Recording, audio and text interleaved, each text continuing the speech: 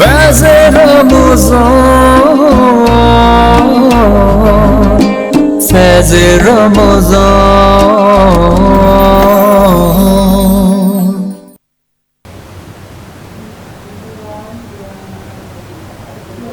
اللہ تعالیٰ کے بابرکت نام سے شروع کرتی ہوں جو نہایت رحم فرمانے والا ہے۔ السلام علیکم ورحمۃ اللہ وبرکاتہ۔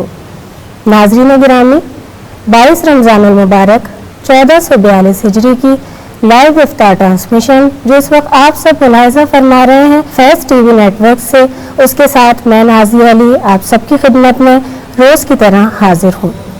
فیض رمضان میں آپ روز کوئی نہ کوئی مختلف موضوع دیکھ رہے ہیں۔ رمضان المبارک میں اللہ تعالیٰ کی جانب سے جس طرح سے 3 عشرے اللہ تعالیٰ نے ہمارے لیے اتارے، اس میں سے ایک آخری عشرہ جو کہ اب بس جا رہا ہے، نجات کے نشرے میں ہم داخل ہو چکے ہیں۔ نبی کی آل کا صدقہ جہاں کی نعمتیں مانگو، نبی کی آل کا صدقہ جہاں کی نعمتیں مانگو، خدا سے مانگنے کا یہ اچھا کرینہ ہے، خدا سے مانگنے کا یہ اچھا کرینہ ہے۔ اللہ تعالیٰ نے اپنی رحمتیں اتاری۔ رمضان المبارک میں ہم روزے رکھ رہے ہیں، عبادتیں کر رہے ہیں، مغفرت، رحمت اور اب نجات۔ بہت کم دن بچے ہیں رمضان المبارک میں، اس بابرکت مہینے میں، جو مہینہ اللہ تعالیٰ نے ہم تمام مسلمانوں کے لیے نہ صرف عبادت کے لیے بلکہ مغفرت کے لیے، نجات کے لیے اتارا۔ ایک ایسا مہمان جس نے ہمارے دسترخوانوں کی، ہمارے گھروں کی، ہماری مساجد کی، ہماری زندگی کی رونقیں، خوشیاں بڑھا دی، چہل پہل بڑھا دی، عبادتوں میں اضافہ کر دیا، دلوں کو روشن کر دیا۔ اب وہ جانے والا ہے ہم سب کی آنکھیں نم کر کے۔ اس سے پہلے کیا ہی بہتر ہے کہ ہم نجات کے عشرے میں عبادتوں کو اپنے دل سے لگا لیں، اپنے گلے میں، اپنے دل میں، اپنے قلب میں محفوظ کر لیں، اپنی زبان سے ادا کریں اپنے فرائض کو، اپنے حق کو۔ مسکینوں کا بھی، یتیموں کا بھی، محتاجوں کا بھی خیال اسی رمضان المبارک میں رکھنا ہے۔ اور یہ درس رمضان المبارک جو دیتا ہے وہ سلسلہ ہمیں پورا سال جاری رکھنا ہے۔ یہی رمضان المبارک کے آنے کا مقصد بھی ہے تاکہ اللہ تعالیٰ کی طرف سے مسلمانوں کو عطا کی گئی نعمتوں کے بارے میں بتایا جا سکے۔ صبر، شکر، استقامت، اور خاص طور پر جب ہم بات کرتے ہیں قرآن مجید کی، اللہ تعالیٰ نے اسی ماہ مبارک میں ہمارے لیے قرآن پاک کا نزول بھی کیا۔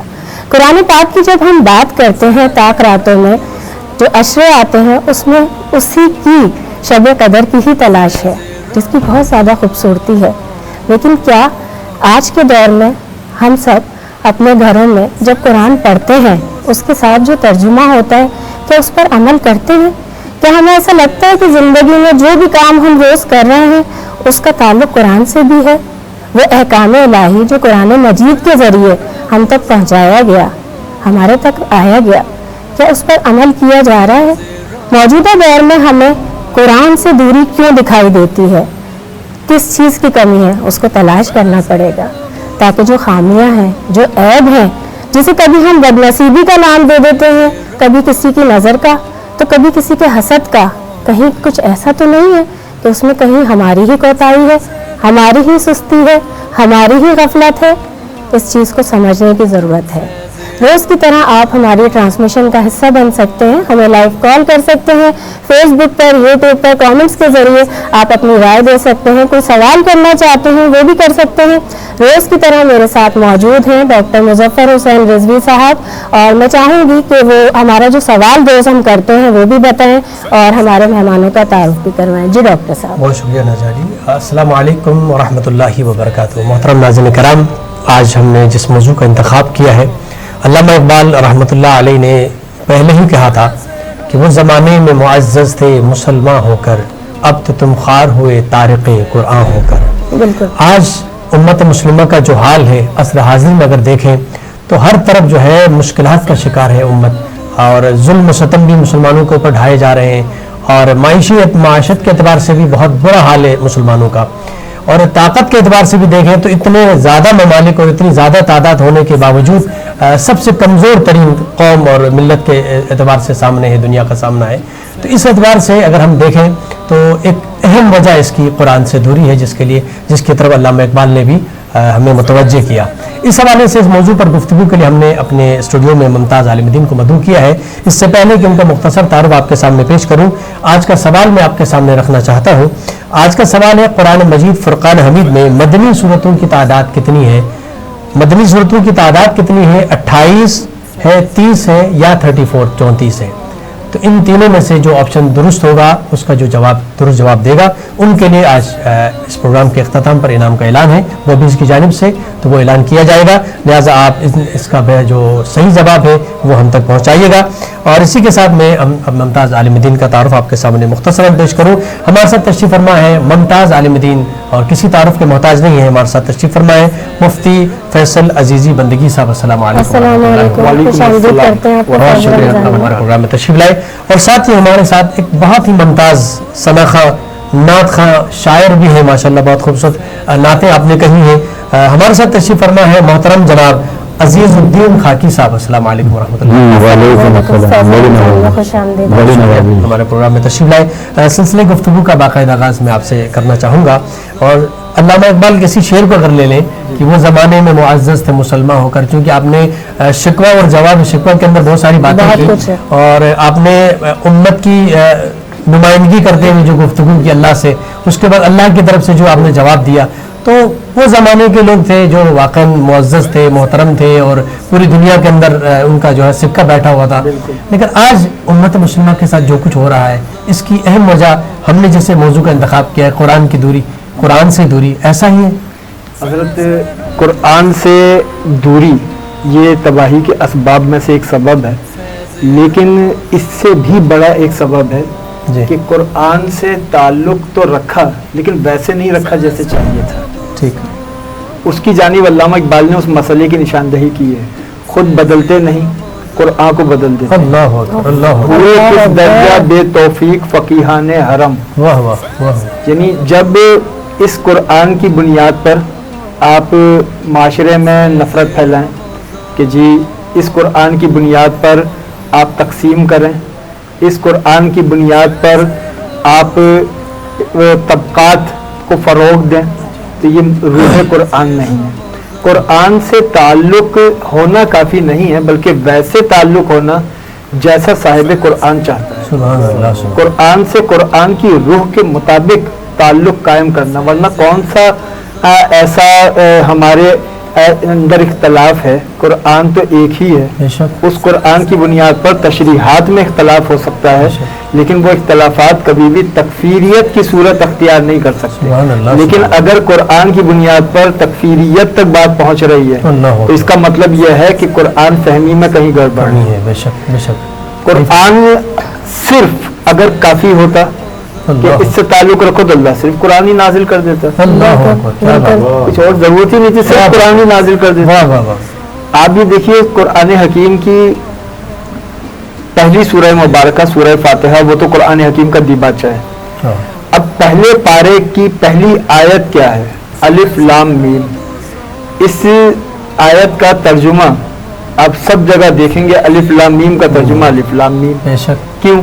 اس لیے کہ یہ خداوند ذوالجلال ترتیب کتابی کے ذریعے یہ بتلا رہا ہے کہ اگر اس قرآن کو تم نے لغت سے سمجھنے کی کوشش کی، اللہ اکبر، اپنی عقل سے سمجھنے کی کوشش واہ کی، واہ۔ تو پہلے پارے کی پہلی آیت سے آگے نہیں بڑھ سکو گے۔ اللہ اکبر، کیا بات ہے، کیا بات، پہلے پارے کی پہلی آیت تمہارے گھٹنے زمین پر ٹکوا دے گی، کیا بات، اور جب تمہیں احساس لاچارگی ہوگا کہ میں تو اس کو سمجھنے کے قابل نہیں ہوں، اور وہیں سے تمہارے اندر یہ تحریک پیدا ہوگی کہ اب اسے کہاں سے سمجھا جائے۔ سبحان اللہ، اس قرآن کو وہاں سے سمجھا جائے جس نے یہ قرآن نازل جس پر نازل کیا ہے، اور جس پر نازل ہوا اس نے اس قرآن کے ساتھ ایک طبقے کو لازم و ملزم قرار دیا۔ بہت خوبصورت بات کی، اس کو آگے انشاءاللہ بڑھاتے ہیں۔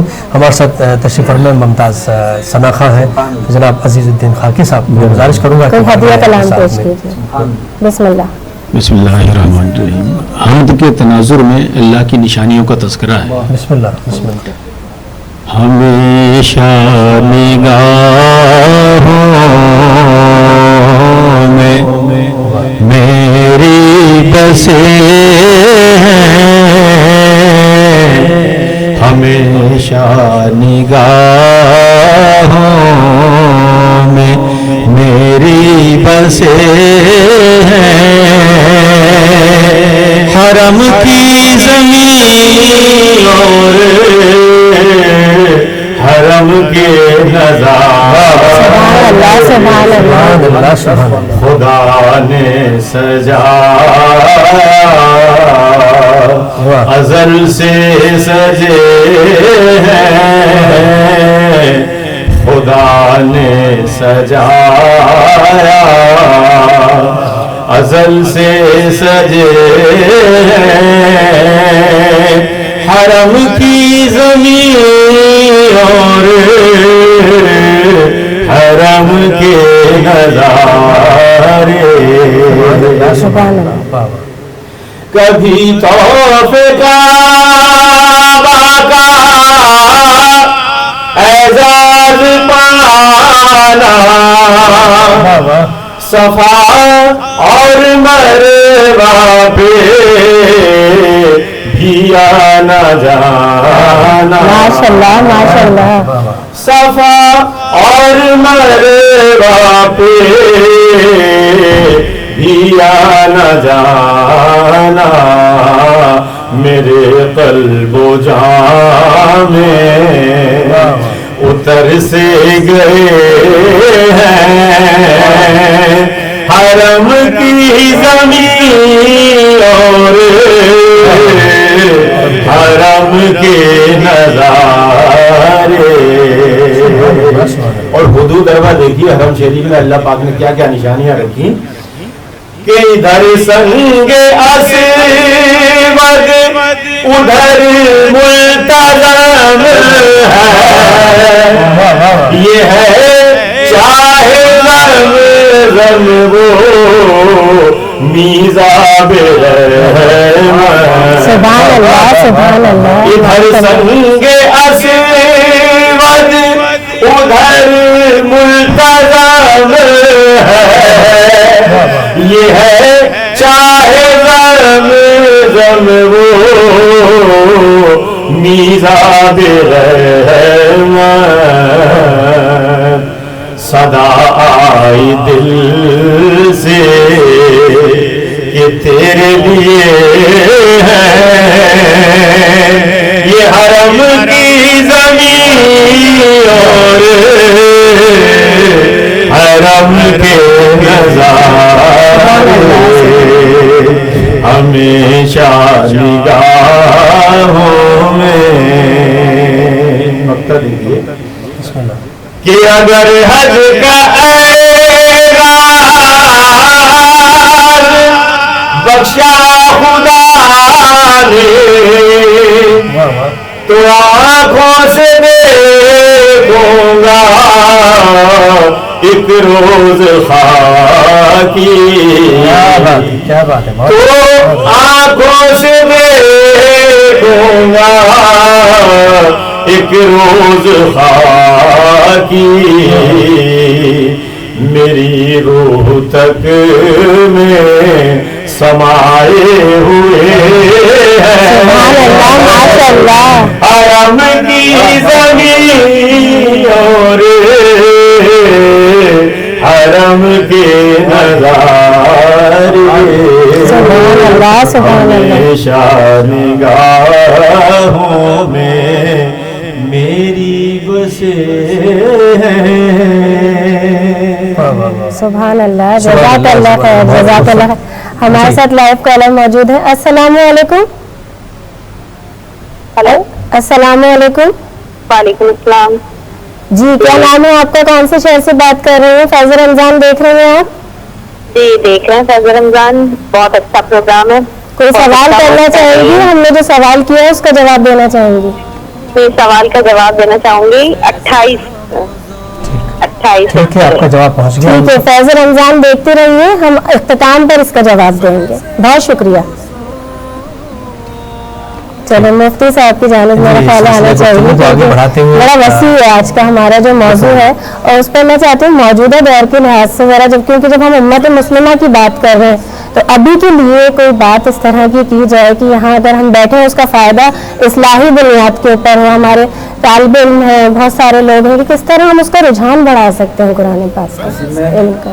جو قرآن سے پہلے کتب تھی جی ان کا دائرہ کار محدود تھا، وہ صرف ایک خاص قوم کے لیے تھی یا پھر ایک خاص زمانے کے لیے. جی جی قرآن اقوام عالم کے لیے ہے اور قیامت تک ہر دور کے لیے ہے. بالکل. لہٰذا اس کی تفہیم ہر دور میں اس دور کے تقاضوں کے مطابق ہونی چاہیے. بالکل. اگر آپ نے عصر موجود میں قرآن کو عصر موجود کے تقاضوں کے مطابق اس کی تفہیم نہ کی تو آپ قرآن کی اس روح تک نہیں پہنچ سکیں گے. سبحان اللہ سبحان اللہ. یہ ورنہ پھر آپ 1500 سال پیچھے جا کے کھڑے ہو جائیں گے. بالکل. جس طریقے سے ہمارے ہاں لوگ اپنے ذاتی معاملات میں تشریح کرتے ہیں کہ نبی اکرم علیہ الصلوۃ والسلام جو دعا سواری کی اونٹ پہ بیٹھ کے پڑھتے تھے، آج علماء لینڈ کروزر پہ بیٹھ کے پڑھتے ہیں وہی دعا. یہ اس کی جس طرح جدید تشریح ہے، اسی طریقے سے قرآن حکیم کو بھی عصری تقاضوں سے ہم آہنگ ہو کے دیکھا جانا چاہیے تھا. قرآن حکیم کی وسعت کا اندازہ بھی اس سے لگائیں کہ آغاز قرآن یہاں سے ہو رہا ہے کہ جس میں انسان کے شعور کو کھولا جائے. الحمدللہ رب العالمین، تمام حمد اس اللہ کے لیے جو عالمین کا رب ہے. یعنی انسان کے شعور کی سطح کو بلند کیا جا رہا ہے کہ تم یہ نہ سمجھنا کہ تمہارا رب فقط تمہارا رب ہے یا اہل ایمان کا رب، عالمین کا رب ہے. اور پھر اس عالمین کے اندر یہ بھی اشارے دے دیے کہ جس عالم میں تم رہتے ہو بس یہی نہیں ہے. اور اس زمانے میں قرآن عالمین کی بات کر رہا تھا کہ جب دنیا اپنے خطہ زمین کے علاوہ کسی اور عالم سے واقف نہیں تھی، اس وقت عالمین کا تصور دیا جا رہا تھا. قرآن حکیم سے ہمارا تعلق کس بنیاد پر ہونا چاہیے؟ ہمارا تعلق اس بنیاد پر ہونا چاہیے کہ جو طبقہ ہمارا سائنس سے وابستہ ہے، سائنس کے شعبے میں ہے، اس کی اور قرآن حکیم کے ماہرین کے درمیان ایک بریجنگ ہونی چاہیے، ان میں ایک ربط ہونا چاہیے تاکہ قرآن حکیم کی سائنسی بنیادوں پر تشریح ہو سکے، قرآن حکیم کی فلسفیانہ بنیادوں پر توجیہ ہو سکے، قرآن حکیم کی عصری تقاضوں کے مطابق قرآن حکیم بطور تہذیب، قرآن حکیم بطور اخلاقیات، یہ تفاسیر الگ الگ موجود ہیں. اگر امام فخر الدین رازی کی تفسیر دیکھیں تو وہ قرآن حکیم کی ایک فلسفیانہ تفسیر ہے. یا اگر قاضی ثناء اللہ پانی پتی کی تفسیر مظہری دیکھیں تو وہ قرآن حکیم کی ایک صوفیانہ تفسیر ہے. یا پھر جیسے مولانا مودودی صاحب کی تفہیم القرآن دیکھیں تو قرآن حکیم کی وہ ایک معاشرتی تفسیر ہے. قرآن حکیم کی تفسیر کے لیے جو متعلقہ لوگ ہیں ان کا اور قرآنی علوم کے ماہرین کا ربط ضروری ہے. پھر ایک قرآن پڑھنے والا وہ جب قرآن پڑھے تو وہ قرآن حکیم کی صرف آیات سے از خود نتیجہ انگیزی نہ کرے. مفتی صاحب اس پر مزید بات کریں گے، اس وقت وقفے کی جانب ہم لوگ جا رہے ہیں. ناظرین دیکھتے رہیے فیض رمضان، ابھی حاضر ہوتے ہیں وقفے کے بعد. ہمارے ساتھ رہیے گا. فیض رمضان،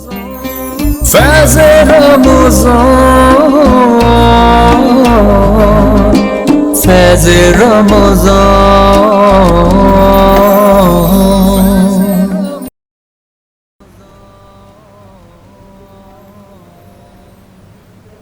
ناظرین آپ سب دیکھ رہے ہیں فیض رمضان. وقفے کے بعد ہم ایک بار پھر حاضر ہو گئے. آپ سب سے ہم نے جو سوال کیا ہے وہ ہے گوبیز پینٹ کی جانب سے، اور اس کا سوال جو بھی دے گا اسے گوبیز کی جانب سے ایک انعام دیا جائے گا.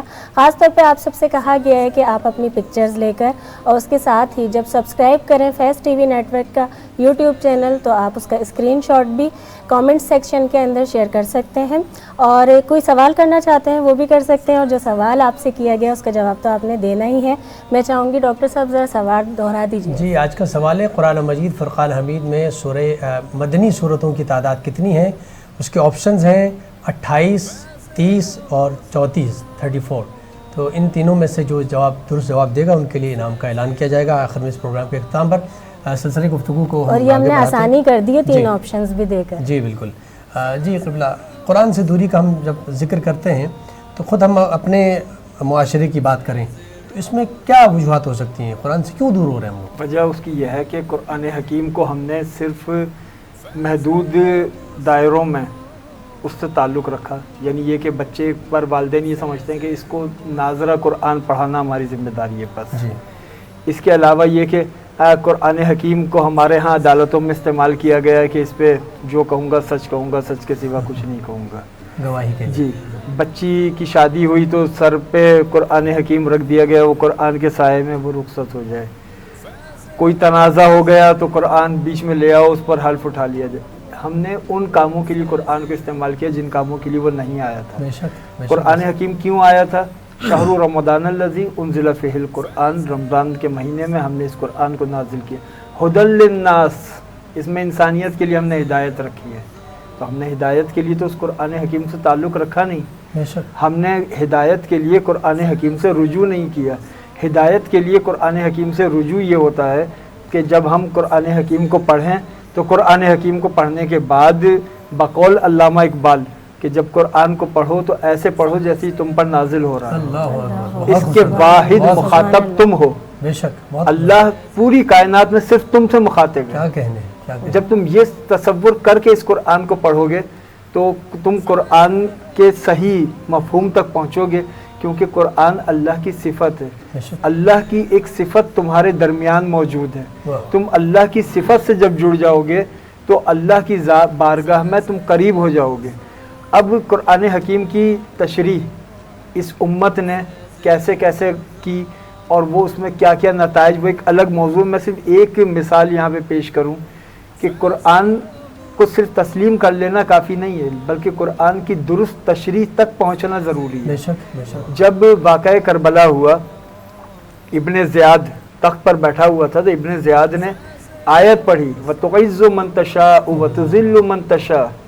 اس نے کہا کہ مجھے اللہ نے یہ عزت دی ہے اور یہ جو کچھ آپ کے ساتھ ہے یہ اللہ نے کیا، اس میں میرا قصور نہیں ہے. اللہ اکبر. اب آپ دیکھیے آیت پڑھ کر کیسی غلط تشریح ہو رہی ہے. بالکل. اور پھر حضرت زینب سلام اللہ علیہ نے فرمایا کہ جو تم نے آیت پڑھی ہے وہی برحق ہے، اللہ جو تم نے تشریح کی ہے یہ تمہارا خیال ہے، یہ تمہاری سوچ ہے. آیت سے درست تشریح کیسے ہوگی، اس کے لیے نبی اکرم نے خود انتظام کیا کہ آیت کی تشریح درست کیسے پہنچے امت تک. انی تارکن فیکم الثقلین کتاب اللہ و عترتی اہل بیتی. میں تمہارے درمیان دو چیزیں چھوڑ کر جا رہا ہوں، ایک اللہ کی کتاب ہے، دوسری اپنی عترت، اپنی اہل بیت. کیا بات. اچھا ایک حدیث اور بھی ہے، انی تارکن فیکم الثقلین کتاب اللہ و سنتی. دو چیزیں چھوڑ کے جا رہا ہوں، اللہ کی کتاب اور اپنی سنت. اگر روایات کے طرق اور تعداد کے اعتبار سے دیکھا جائے تو وہ جو قرآن اور اہل بیت والی حدیث ہے وہ تعداد میں زیادہ روایت ہوئی ہے، لیکن خطابت میں زیادہ روایت دوسری حدیث ہوتی ہے کہ دو چیزیں چھوڑ کے جا رہا ہوں، اللہ کی کتاب اور اپنی سنت. اب سوال یہ ہے کہ اللہ کے رسول نے یہ ایک جگہ کہا کتاب اور سنت، ایک جگہ کہا کتاب اور اہل بیت، تو اس میں سے درست روایت کون سی ہے؟ میں اس سوال کو غلط سمجھتا ہوں، اس لیے کہ یہ سوال اس وقت درست ہوتا جب اہل بیت اور ہوتے، سنت وہی تو ہے، نبی کی سنت وہی تو ہے، اہل بیت کی سنت کا مظہر اہل بیت ہیں، اور اہل بیت کی سیرت کا حاصل و محصل سنت رسول. تو اگر آپ قرآن اور سنت کہیں یا قرآن اور اہل بیت، بہت خوبصورت بات. تو اب اللہ کے رسول نے قرآن کے ساتھ اہل بیت کو، اہل بیت کے ساتھ قرآن کو رکھا. یعنی اگر آپ قرآن فہمی کریں تو اہل بیت سے ہٹ کر قرآن فہمی نہیں ہو سکتی. کیا بات ہے. صحابہ کرام میں عبداللہ ابن مسعود جیسے صحابی جو بہترین مفسر قرآن تھے، عبداللہ ابن عباس جیسے صحابی جو پہلے مفسر، تحریری تفاسیر میں پہلے مفسر ہیں، ان کی تفسیر آج بھی موجود ہے 2 جلدوں میں، عبداللہ ابن عباس کی تفسیر. صحابہ کرام تفاسیر کے ماہر تھے، لیکن کسی صحابی کا یہ دعویٰ نہیں تھا سوائے مولا کائنات کے کہ میں جانتا ہوں کون سی آیت کب کہاں کس وقت کس دن نازل ہوئی، کون سی آیت سفر میں نازل ہوئی، کون سی حضر میں نازل ہوئی، کون سی گھر میں نازل ہوئی، کون سی خلوت میں، کون سی جلوت میں. مجھ سے پوچھو. وہ حیدر کرار جو فرماتے ہیں کہ اگر وقت مجھے اجازت دیتا تو میں سورۃ الحمد کی تفسیر 70 اونٹوں پر لاد کر لاتا. مولا کائنات کے دربار سے قرآن کی تفہیم ہوگی، ان کی اولادوں کے دربار سے قرآن کی تفہیم ہوگی، اس لیے کہ قرآن اور اہل بیت، قرآن اور مولا علی کا ایک تعلق یہ بھی ہے کہ قرآن کے کل علوم مولا کائنات کا فرمان سمیٹے جائیں تو سورہ فاتحہ کی تلخیص تسمیت القرآن بسم اللہ الرحمن الرحیم، سبحان اللہ، بسم اللہ الرحمن الرحیم کی تلخیص بسم اللہ کی بے، اور اس کی تلخیص بے کے نقطے میں، اور پھر مولا علی فرماتے ہیں وَأَنَا نُقْتَةِ تَحْتِ الْبَاء، با کے نیچے کا وہ نقطہ میں ہوں۔ سبحان اللہ، سبحان اللہ، سبحان اللہ۔ نسیم امروی کا مجھے ایک قطع یاد آ گیا، بسم اللہ، با کے نقطے سے واہ، نسیم امروی نے کہا کہ رسول رب کے نگہبان ہیں ابو طالب، واہ واہ، رسول ہیں دین، ایمان ہیں ابو طالب، واہ واہ واہ، نزول وحی کا عنوان ہے ابو طالب، سبحان اللہ، بغیر لفظوں کا قرآن ہے ابو واہ طالب، واہ سبحان واہ، انہی کے دم سے ہوئی ابتدائے بسم اللہ، واہ واہ، انہی نے نقطہ دیا زیر بائے بسم اللہ۔ سبحان اللہ، سبحان سبحان اللہ، بہت اللہ۔ خوبصورت بات کی، اور ہم ماشاء چاہیں گے اللہ، کہ اس ماشاء اللہ، یقین حضرت ابو طالب کا بھی ذکر فرمایا، اور بالکل۔ تاریخ میں ہے کہ پہلے نعت خواں، شاعر، نعت گو شاعر جو ہے خود حضرت ابو طالب، دیوان ابو طالب موجود ہے، بالکل۔ جنہوں نے رسالت مآب کی ثنا بیان فرمائی، اور ہمارے ساتھ بھی ایک شاعر جو ہے ثنا خواں موجود ہیں جو رسالت مآب صلی اللہ علیہ وسلم کی شان میں اور اہل بیت کی شان میں آپ ہدیہ لکھتے کلام رہتے ہیں، پیش کریں تو گزارش کروں گا کہ بسم اللہ۔ پیش کیجیے گا۔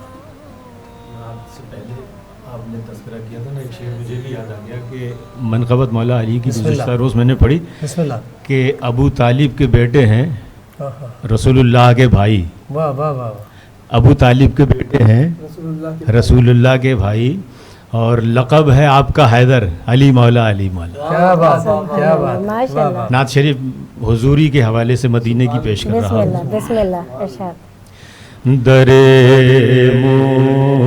مصطفیٰ پہ جائیں، یہی دل کی آرزو ہے،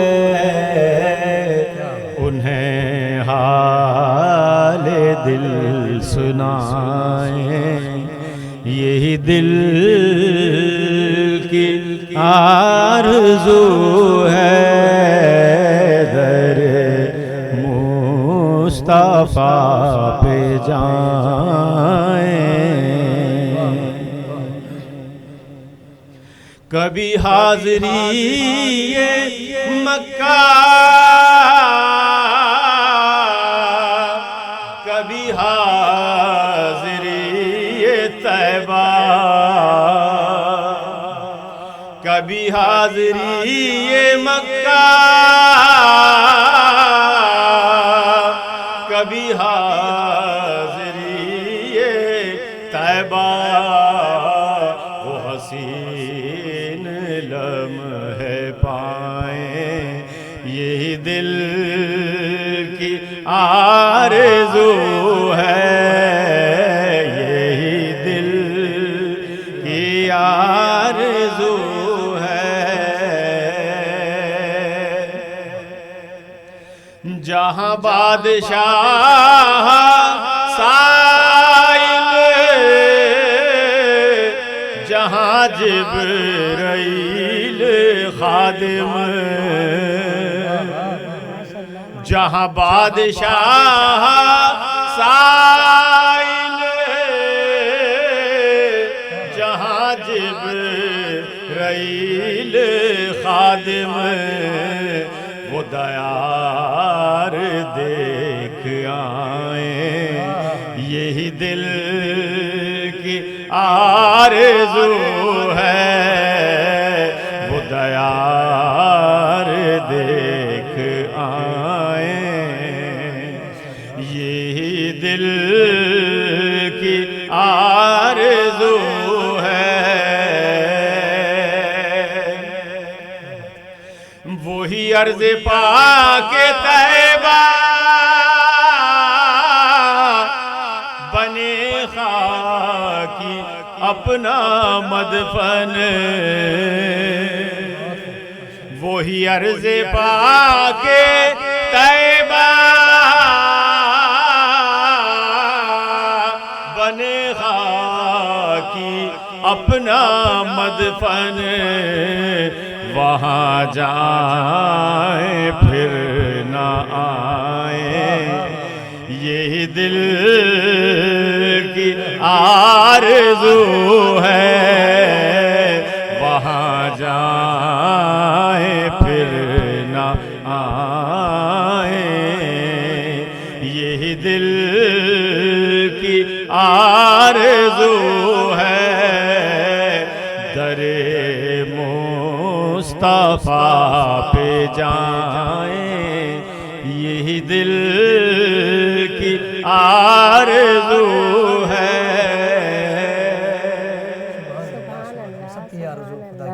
الہی آمین الہی آمین بہت شکریہ جزاک اللہ. آج کا سوال ایک بار پھر میں دہرا رہا ہوں. قرآن مجید فرقان حمید میں مدنی صورتوں کی تعداد کتنی ہے؟ 28 30 اور 34. ان تینوں میں سے جو آپشن درست ہوگا اس کا جواب جو آپ درست دیں گے انشاءاللہ ان کے لیے انعام کا اعلان کیا جائے گا. اور سلسلے گفتگو کو آگے بڑھاتے ہوئے سلیبس کے بارے میں ڈاکٹر صاحب کیونکہ ہم سلیبس میں بھی جو جس طرح سے پہلے قرآن پاک کی تھی کہ ہم بہت ساری چیپٹرز ہیں چیزیں جو مس ہوتی جا رہی ہیں کم ہوتی جا رہی ہے. مطلب سلیبس بھی اس کو اتنا اب جیسے میں کیونکہ یونیورسٹی میں ہوں تو وہ سلیبس بہت کم کیا جا رہا ہے بہت زیادہ اور ایک سمسٹر بھی بچے جو ہے وہ فارمیلٹی کے طور پہ چونکہ پاس ہونا ہے انہیں. لیکن اب یونیورسٹیز تک بات آ گئی نا یہ اسکولنگ کے اندر جس طرح سے ہوتے تھے ہمارے تو بہت سارے اگر ہم بات کرتے ہیں قرآن پاک کی تو اس کے اندر بہت ساری چیزیں ختم کر دی گئی ہیں اسلامیت کی وجہ ہو سکتی ہے. میں ہمارے جو تدریسی نظام ہے خاص طور پہ اسکول کی سطح پر اس تدریسی نظام کی میں کامیابی کا جو معیار ہے وہ طالب علم کی حافظے کی صلاحیت ہے. اب آپ اندازہ لگائیے کہ اگر حافظے کی صلاحیت کی بنیاد پر بچہ کامیاب ہو تو آپ نے علم خاک منتقل کیا. بے شک ایسا ہے. یادداشت جس کی اچھی ہے وہ کامیاب ہے, جس کا حافظہ اچھا ہے وہ کامیاب ہے. علم کا مقصد یاد کرانا نہیں ہے, کیا بات ہے. علم کا مقصد ذہن کے بند دریچوں کو کھولنا ہے, ہے. ذہن میں تخلیقی صلاحیت کو بیدار کرنا ہے. سبحان جب ایک ٹیچر ایک سبق پڑھا کر وہ یہ کہے گا کہ اس سبق کا یہ نتیجہ نکلتا ہے واہ تو تخلیقی صلاحیت تو مر گئی, ختم ہو گیا. اس لیے کہ سبق بھی بچے نے پڑھ سن لیا, نتیجہ بھی دے دیا. نتیجہ بھی سن لیا, اب وہ بچے کی تخلیقی صلاحیت تو فنا ہو سبحان گئی. اللہ سبحان, بہت اچھی بات. ہماری تخلیقی صلاحیتیں اسی لیے ختم ہو گئیں کہ ہم نے قرآن بار بار کہہ رہا تھا افلا تعقلون, تم تعقل کیوں نہیں کرتے, واہ واہ تم اس میں عقل کا استعمال کیوں نہیں کرتے. واہ واہ. اچھا مولوی صاحب یہ کہہ رہے تھے کہ اس میں عقل استعمال کرنا منع ہے. اللہ اکبر اللہ اکبر. عقل کی استعمال کرنے کی مقامات ہیں جی بالکل. یعنی جو واضح آیات ہیں اس میں تو عقل کا آپ استعمال نہیں کر سکتے کہ آپ اس کی کوئی اور تشریح کریں. بالکل اقیم الصلاۃ کا مطلب اقیم الصلاۃ ہی رہے گا, نماز کی اقامت ہی رہے گا. لیکن دیگر معاملات میں قرآن حکیم کی شعوری تشریح ہونی چاہیے اور قرآن حکیم خود کہتا ہے کہ اس میں عقل کا استعمال کرو. عقل والوں کے لیے نشانیاں ہیں. عقل والوں کے لیے نشانیاں ہیں. قرآن حکیم جب یہ کہتا ہے نا عقل والوں کے لیے اس میں نشانیاں ہیں تو اس کے پیچھے ایک نفسیاتی پہلو بھی ہے. ہر آدمی یہ سمجھتا ہے کہ اچھا میرے لیے نشانی ہے, کیونکہ ہر آدمی کا یہ خیال ہے کہ جب اہل عقل کی بات ہوگی تو اس طبقے میں وہ شامل ہے. سبحان اللہ. تو قرآن نے یہ ایک نفسیاتی بھی پہلو اس کے اندر استعمال کیا. پھر قرآن حکیم کو اگر آپ دیکھیں اس کا اسلوب ایسا ہے کہ اس سے تعلق رکھنے والا جتنا اس میں اترے گا اتنا اس کی اندر خواہش مزید بڑھتی چلی جائے گی. قرآن حکیم کا اسلوب ایسا ہے. قرآن حکیم کے اندر تاریخ بھی ہے, قرآن حکیم کے اندر قصص بھی ہیں, قرآن حکیم کے اندر احکامات بھی ہیں, اوامر بھی ہیں, نہی بھی ہے. پھر قرآن حکیم کے اندر فلسفہ بھی ہے, قرآن حکیم کے اندر انسان کی نفسیات بھی ہے, قرآن حکیم کے اندر ماورائے حواس علوم ہیں, یعنی وہ علوم جن کو ہم حواس کے دائرے میں رہتے ہوئے نہیں جان سکتے, جیسے معرفت خداوندی یہ ماورائے حواس ہے, یا جنت جہنم یہ ماورائے حواس ہے, قیامت کا دن یہ ماورائے حواس ہے. تو ماورائے حواس علوم وہ قرآن نے دی ہے. پھر قرآن حکیم نے ایک تہذیب دی ہے. قرآن حکیم نے جو تہذیب ان انسانوں کو دی ہے کاش یہ انسان اس تہذیب سے استفادہ کرتے.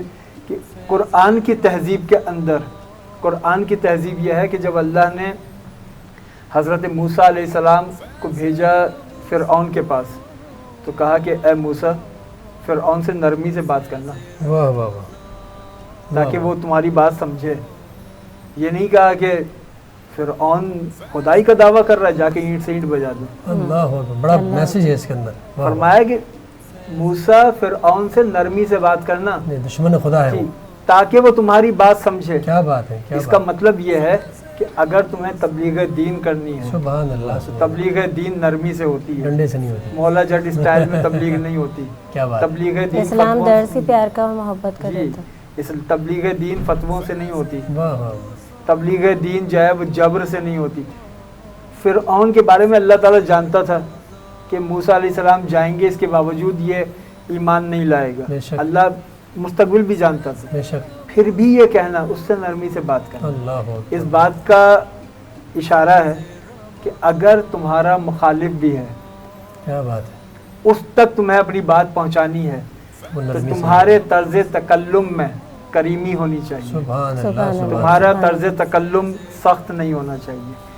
اسی طریقے سے قرآن حکیم نے جس طریقے سے معاشرتی تعلیمات دی کہ سورہ حجرات وہ تو پوری ہے ہی ایک معاشرتی جی، بالکل. تعلیمات پر مبنی صورت معاشرتی مسائل. کہ جس میں جب جہاں غیبت کے مسئلے پر کلام کیا تو رب ذوالجلال نے فرمایا کہ تم میں سے کوئی بھی ایک دوسرے کی غیبت نہ کرے.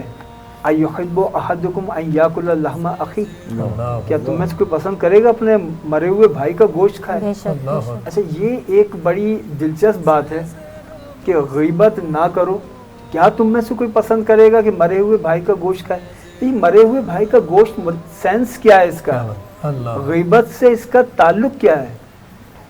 وہ تعلق میں حیران ہو گیا کہ امام فخر الدین رازی نے سبحان اللہ. جب سورہ حجرات کی تفسیر میں مرے ہوئے بھائی کے گوشت اور غیبت میں ربط بیان کیا. انہوں نے کہا کہ غیبت کسی کی غیر موجودگی میں ہوتی ہے. اللہ اگر وہ شخص موجود ہوتا تو اپنا دفاع کرتا، کرتا. اگر وہ موجود ہوتا تو اپنی وضاحت میں کوئی بات کرتا. واہ واہ واہ واہ. وہ موجود نہیں تھا تو اس کا موجود نہ ہونے کی وجہ سے تم نے غیبت کی. اللہ. تو یہ ایسا ہی ہے جیسے کسی مردہ بھائی کا گوشت کھانا کہ اگر وہ زندہ ہوتا تو احتجاج کرتا بھائی نہ کھاؤ، سبحان اللہ، سبحان اللہ. بہت خوبصورت بات. اگر وہ زندہ ہوتا تو منع کرتا. بے شک ایسا ہے. اور یہ ہمارے معاشرے کے اندر ہم سمجھتے ہیں کہ قرآن جو ہے مولوی کا کام ہے. قرآن مولوی پڑھ لے اور وہ پڑھا لے. اور صبح اگر وکیل گھر سے نکلتا ہے تو وہ قرآن اس کے ہاتھ میں نہیں ہوتا. ڈاکٹر گھر سے نکلتا ہے تو قرآن اس کے ہاتھ میں نہیں ہوتا. ٹیچر اگر گھر سے نکلتا ہے تو اس کے ہاتھ میں قرآن نہیں. بالکل. یعنی مختلف شعبۂ زندگی، ایک دکاندار بھی، قصاب بھی، موچی بھی اگر نکلتا ہے تو قرآن نے تو جیسا آپ نے فرمایا ہر انسان کو مخاطب کیا. بالکل. لیکن یہ سارے مختلف شعبات زندگی سے تعلق رکھنے والے انسان کہتے ہیں کہ نہیں قرآن کا ہم سے کوئی تعلق نہیں، قرآن تو مولوی اور جانے یا قرآن مولوی جانے. تو وہ ہمیں بتائے گا تو ہم سیکھیں گے. ہر انسان کے لیے کس طرح میسج جا سکتا ہے قرآن کا؟ یہ کہ قرآن حکیم کو خود ایک طبقہ قرآن اور امت کے بیچ میں آ کے نا کھڑا ہو گیا. اللہ اس نے کہا کہ اگر قرآن تک پہنچنا تو ہم ہیں، ہم تک آ جاؤ. ہم سے پوچھیے، ہم بتائیں گے، اللہ. ہم اس کی اللہ. تشریح کریں گے. اور پھر وہ جو خاص طور پہ اجمی لوگ ہیں وہ تو زبان کے مسئلے کی وجہ سے اور زیادہ رحم و کرم پر آ گئے.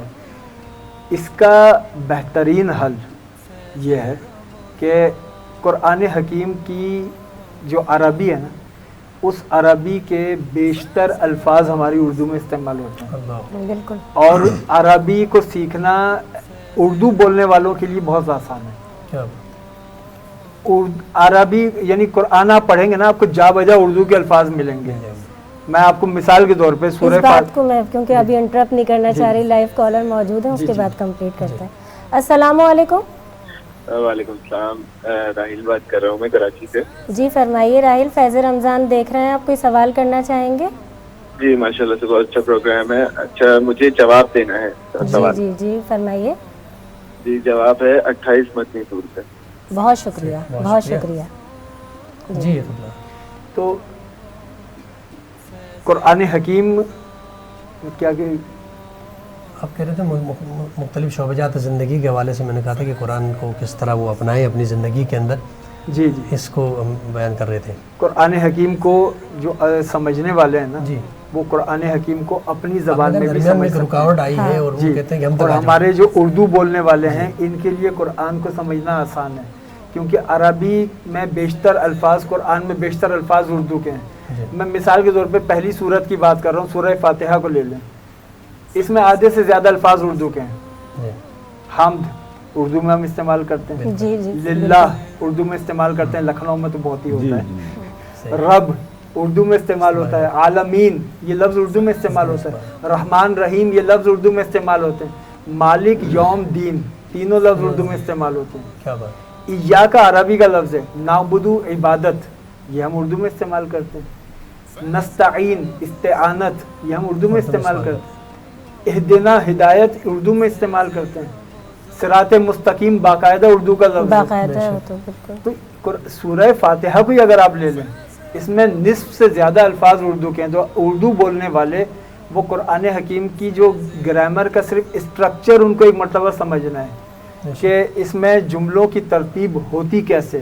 عربی کی انڈرسٹینڈنگ اردو کے مقابلے میں زیادہ آسان ہے. دنیا کی تمام زبانوں میں 3 ٹینس ہوتے ہیں, عربی میں 2 ہوتے ہیں, ماضی اور مضارع. ہوتا بالکل. اس مضارع میں ہی کبھی مضارع سے مراد حال ہوتا ہے, کیا بات. کبھی مضارع سے مراد مستقبل ہوتا ہے. تو عربی کو سیکھنا, عربی کو سمجھنا اردو بولنے والوں کے لیے جتنا آسان ہے اتنا دیگر زبان بولنے والوں کے لیے نہیں. کیا بات. تو ہم ذرا سی محنت کر کے اس قابل ہو سکتے ہیں. میں یہ تو نہیں کہہ سکتا کہ آپ عربی کے بہت بڑے ادیب بن جائیں گے, لیکن اس قابل ضرور ہو جائیں گے کہ نماز میں بھی اگر تلاوت ہوگی تو آپ کو پتا ہوگا کہ اس کا مطلب کیا ہے. سبحان اللہ. اچھا قبلہ, چونکہ آج کی شب ایک طاق راتوں میں سے ایک طاق رات ہے, اور آج کی شب کے بارے میں بھی بہت ساری روایت ہیں کہ شب قدر آج ہی ہے, اور جیسے اللہ کے نبی کا فرمان ہے اور بہت ساری روایت ہیں کہ آخری جو عشرہ ہے اس میں تلاش کرو. بالکل. تو ایک شب آج کی ہے, اس حوالے سے بھی ذرا ہمارے ناظرین کی خدمت میں بیان کریں کہ شب قدر کی طاق راتوں میں سے ایک رات آج کی ہے, شب 23 ہے. 23ویں شب. اس شب میں کیا عمل انجام دینا چاہیے جو خصوصی اعمال ہوں جو خدا کی بارگاہ میں انشاءاللہ مستجاب. ہمارے ہاں جب بھی شب قدر آتی ہے تو ہمیشہ ہم لوگ یہ کرتے ہیں کہ بھائی شب قدر آ گئی, اس وقت بہت زیادہ ثواب ملے گا تو اس وقت زیادہ سے زیادہ عبادت کر لیں. یہ شب قدر کے مقاصد میں سے نہیں ہے. شب قدر کا مقصد یہ بالکل بھی نہیں ہے کہ آپ کثرت سے عبادت کریں. شب قدر کا مقصد بنیادی یہ ہے کہ شب قدر میں اللہ سے لو لگا کے یہ عہد و پیمان کر لیں کہ اے مالک آج تک کی جو میری زندگی ہے اس پر میں تائب ہوتا ہوں, اور جو کچھ میں نے اب تک خطائیں کی ہیں یہ میں عزم کرتا ہوں کہ اب ان کو میں نہیں دہراؤں گا. کیا بات ہے, کیا بات. یہ توبہ جب بندہ کرے گا جو ماضی سے جڑی ہوئی ہوگی, یعنی استغفار کے ذریعے وہ ماضی کی گناہوں پر شرمندہ ہو جائے اور توبہ کے ذریعے مستقبل میں نیکی کرنے والا بن جائے, تو شب قدر کا اپنے مقصد حاصل کر لے. ورنہ شب قدر میں ساری رات سجدے کرتے رہے اور اگلے دن آپ کی زندگی کی بے اعتدالی ویسی کی ویسی ہی ہے, تو پھر آپ کی جو شب قدر آپ کو نہیں بدل سکی وہ اس معاشرے کو خاک بدلے گی. ہمارے معاشرے میں اتنے لوگ توبہ کرتے ہیں شب قدر میں, جس معاشرے میں کئی کروڑ لوگ جاگنے والی رات میں توبہ کر لیں, اگلے دن تو سب بھرا بھرا ہو جانا چاہیے. اس معاشرے میں انقلاب آ جانا چاہیے. ایک فرد کی توبہ وہ تاریخ کا دھارا بدل دیتی ہے. حور کی توبہ کو کوئی بھول سکتا ہے؟ ایک فرد تھا, اس ایک فرد کی توبہ نے تاریخ کا دھارا بدل دیا. یہاں کروڑوں توبہ کر رہے ہیں اور خود نہیں بدل رہے. تاریخ کا دھارا تو کیا بدلنا ہے, وہ خود نہیں بدل رہے. اس کی وجہ یہ کہ توبہ نہیں ہے, یہ رسم توبہ ہے. ہمیں رسم توبہ سے نکلنا ہے, ہمیں رسم عبادت سے نکلنا ہے, روح عبادت کو اختیار کرنا ہے, حقیقت توبہ کو اختیار کرنا ہے. جب حقیقت توبہ اختیار کریں گے تو اس شب قدر کو, ہر طاق رات کو جو متوقع شب قدر ہوتی ہے, ہم اس طریقے سے گزاریں گے کہ اے پروردگار ہماری خطاؤں کو تو معاف کر دے. آئندہ کے لیے ہم یہ عزم کرتے ہیں کہ ہم اپنی ان خطاؤں کو نہیں دہرائیں گے, تو ہماری مدد کر اس سلسلے میں. اس میں آپ مدد, اس میں تو ہماری مدد کر. مجھے سیدنا شیخ عبد القادر جیلانی کا ایک جملہ یاد آتا ہے شب قدر کے حوالے سے. کمال جملہ ہے. ایک شخص نے پوچھا کہ حضرت یہ شب قدر کون سی رات ہوتی ہے؟ تو غوث الاعظم نے فرمایا کہ جس رات کی تم قدر کر لو نا تمہارے لیے وہی ہے. کیا بات, تم قدر کرنے والے تو بنو. کیا بات. یہ تو پوچھ رہے ہو کہ کون سی رات ہے، لیکن اگر تم رمضان کے علاوہ بھی کسی رات کی قدر کر لو گے وہ بھی تمہارے حق میں وہ شب قدر ہو جائے. سبحان اللہ. بہت شکریہ. ناظرین کرام، یہاں پر مختصر سا بریک کا وقت ہوا چاہتا ہے. بریک کے بعد دوبارہ آپ کی خدمت میں حاضر ہوتے ہیں. ہمارے ساتھ رہیے گا اور دیکھتے رہیے فیض رمضان.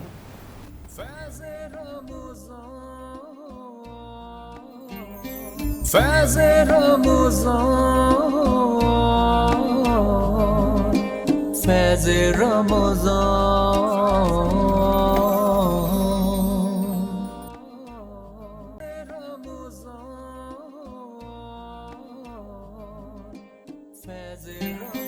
فیض رمضان، فیض رمضان.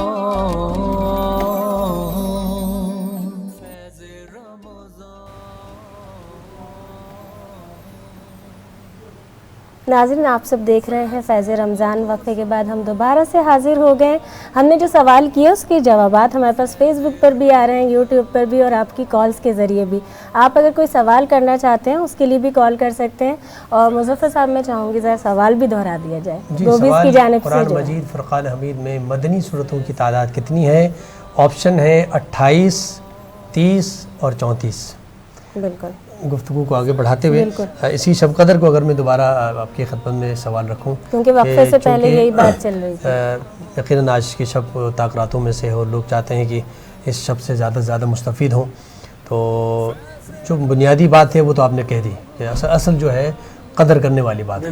تو شب قدر کا ایک معنی یہی بھی بیان ہوا کہ انسان پہلے قدر تو کر لے. اور جیسے بہت زیادہ کہا جاتا ہے کہ انسان کی تقدیر کے فیصلے ہو رہے ہوتے ہیں اس شب میں. تو انسان کی تقدیر کا فیصلہ ہو رہا ہے اگلے سال اس نے زندہ رہنا ہے، مرنا ہے، اس نے شادی کرنی ہے، اس کا کیا معاملات ہیں، وہ ساری زندگی کے معاملات فیصلوں کو آج کی شب جو ہے وہ طے کیا جائے گا. تو پھر انسان کس طرح اپنی تقدیر کے فیصلوں کے اوپر کوئی اپنے عمل کے ذریعے، اپنی دعا کے ذریعے کچھ تبدیلی لا سکتا ہے؟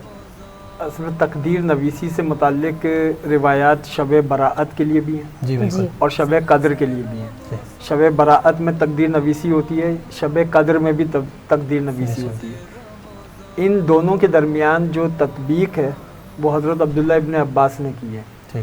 عبداللہ ابن عباس نے یہ دونوں احادیث بیان کی، پھر انہوں نے اس کی وضاحت کی کہ اس میں مطابقت کیا ہے. وہ کہتے ہیں کہ شب براءت میں تقدیر لکھی جاتی ہے، اور وہ تقدیر جو شب براءت میں لکھی گئی ہے وہ شب قدر سے نافذ العمل ہوتی ہے. اور شب قدر میں جو تقدیر لکھی جاتی ہے وہ کون سی ہوتی ہے کہ شب براءت میں تقدیر لکھی گئی، بندے نے اللہ سے رجوع کیا. اب یہ جو اپیل کا ٹائم ہے، شب براءت سے شب قدر تک بندہ رجوع کرے، رجوع کیا، اس کے نتیجے میں اللہ نے اس کی تقدیر میں تبدیلی کی، تو وہ جو تبدیلی ہوتی ہے وہ شب قدر میں دوبارہ لکھی جاتی ہے. کیا بات ہے، کیا بات. تو اس طریقے سے شب براءت اور شب قدر یہ جو کانسیپٹ ہے یہ بھی ہمارے ناظرین کی خدمت میں اگر بیان کریں کہ بھئی تقدیر میں جو لکھا ہے وہی ہوتا ہے، بس ہماری تقدیر میں جو لکھا ہے وہی ہوگا، یا یہ کہ علامہ اقبال کا وہ شعر بدل جاتی ہیں تقدیریں. تو کیا تقدیر بدل بھی جاتی جیسا آپ نے ماشاءاللہ فرمایا؟ اصل میں تقدیر کا معاملہ ہم نے یہ سمجھ لیا ہے کہ شاید ہم تقدیر کے پابند ہیں اور جو تقدیر میں لکھا ہوتا ہے ہم وہی کرتے ہیں. یہ ایک بڑا الگ موضوع ہے. میں چند جملوں میں اس کو سمیٹ کر عرض کروں کہ تقدیر قبل از وقت ہمارے معمولات کو اللہ تعالیٰ نے اپنے علم سے لکھا ہے. کیا بات. اس میں اللہ کی خواہش نہیں ہے کہ بندہ یہ کرے، بندہ کیا کرے گا وہ لکھ لیا. یعنی جب محکمہ موسمیات یہ کہتا ہے فلاں دن سورج گرہن ہوگا، اس دن سورج گرہن ہو گیا، اس کا مطلب یہ تھوڑی محکمہ موسمیات نے کیا ہے، انہوں نے اپنے علم سے بتایا کہ یہ گرہن ہوگا. تو اللہ کا علم جو سب سے زیادہ ہے، اللہ نے اپنے علم کے مطابق تقدیر لکھی لوح محفوظ میں کہ یہ بندہ یہ کرے گا. لیکن بندہ جو کرتا ہے وہ اپنی مرضی سے کرتا ہے، اس میں وہ آزاد ہوتا ہے، اپنے عمل کا خود ذمہ دار ہوتا ہے. ایک جملے میں بات یہ ہے کہ جو تقدیر میں لکھا ہے وہ نہیں ہوتا، جو ہوتا ہے وہ تقدیر میں لکھا ہے. کیا بات ہے، کیا بات ہے، سبحان اللہ. اگر یہ تقدیر میں جو لکھا وہی ہوتا تو پھر نہ ہمیں دعا مانگنے کی ضرورت تھی، نہ ہمیں صدقہ دینے کی ضرورت تھی. الصدقۃ رد البلاء، یعنی صدقہ بلاؤں. تو اگر بلا آنی تھی تو پھر آپ صدقہ دے کے دور کر رہے ہیں، اس کا مطلب ہے کہ تقدیر میں جو کچھ لکھا ہوا ہے کردار اور عمل کے حساب سے بھی تو تقدیر کا کہتا ہے کہ تقدیر میں لکھا تھا یہ سب کچھ، میں کیا کروں، میں تو یزید تو بری ذمہ ہو جاتا. جی تقدیر میں ہر انسان آزاد ہے، صرف دو چیزوں میں مجبور ہے، دنیا میں آنے میں اور جانے میں. کیا بات ہے، کیا بات ہے. درمیان میں مکمل مختار. آتے اور جاتے وقت اس کے اختیار میں نہیں. سبحان اللہ. بہت اچھی بات ہے کہ انسان کو سے تو یہ نہیں پوچھا جاتا کہ جہاں بندے کو اختیار ہوتا ہے نا وہاں احتساب ہوتا ہے. وہیں احتساب ہوگا. صحیح. آپ نے کبھی سنا کہ قیامت کے دن اللہ تعالیٰ یہ پوچھے گا کہ تم بتاؤ کہ تم نے عالم ارواح میں کیا کیا؟ واہ واہ یہ بتاؤ تم نے قبر میں کیا کیا؟ واہ. عالم ارواح اور قبر کا اللہ کیوں نہیں پوچھے گا قیامت کے دن؟ اس لیے کہ وہاں بندہ مجبور تھا، جی اختیار نہیں. اختیار اس دنیا میں ہے. بے تو شک. جہاں اختیار ہوتا ہے وہاں اکاؤنٹیبلٹی ہوتی ہے. تو تم کو ہم نے اختیار دیا ہے تو اب تم سے ہم باز پرس کریں گے. الرحمن الرحیم دیا گیا اختیار ہے، مالک یوم الدین احتساب ہے. کیا بات ہے. کیا بات تو ہے. اس دنیا میں اگر ہم آزاد نہ ہوتے تو ہمارا احتساب بھی نہ پھر ہوتا. عدالت کے خلاف ہے کہ بالکل. انسان اس کے اختیار میں کوئی نہیں تھا، آپ نے کام کروا دیا. بہت اچھی بات کی. میں کلام کی طرف جا رہا ہوں. میں کوئی ہدیہ کلام پیش. ہدیہ کلام کریں. بسم اللہ. موضوعاتی نعت میں اکثر کہتا ہوں کہ آنسو کی ردیف میں نعت کے واہ. چار اشعار پیش کرتا ہوں. بسم اللہ. بتاؤ. بسم اللہ. بسم اللہ. کہ ہجر آقا میں جو بہے آنسو، واہ واہ واہ. ہجر آقا میں جو بہے آنسو، اپنی معراج پا گئے آنسو، واہ. جا کے طیبہ میں اس قدر برسے، واہ واہ. جا کے طیبہ میں اس قدر برسے، منتظر جان کب سے تھے آنسو، واہ واہ واہ واہ. منتظر جان کب سے تھے آنسو،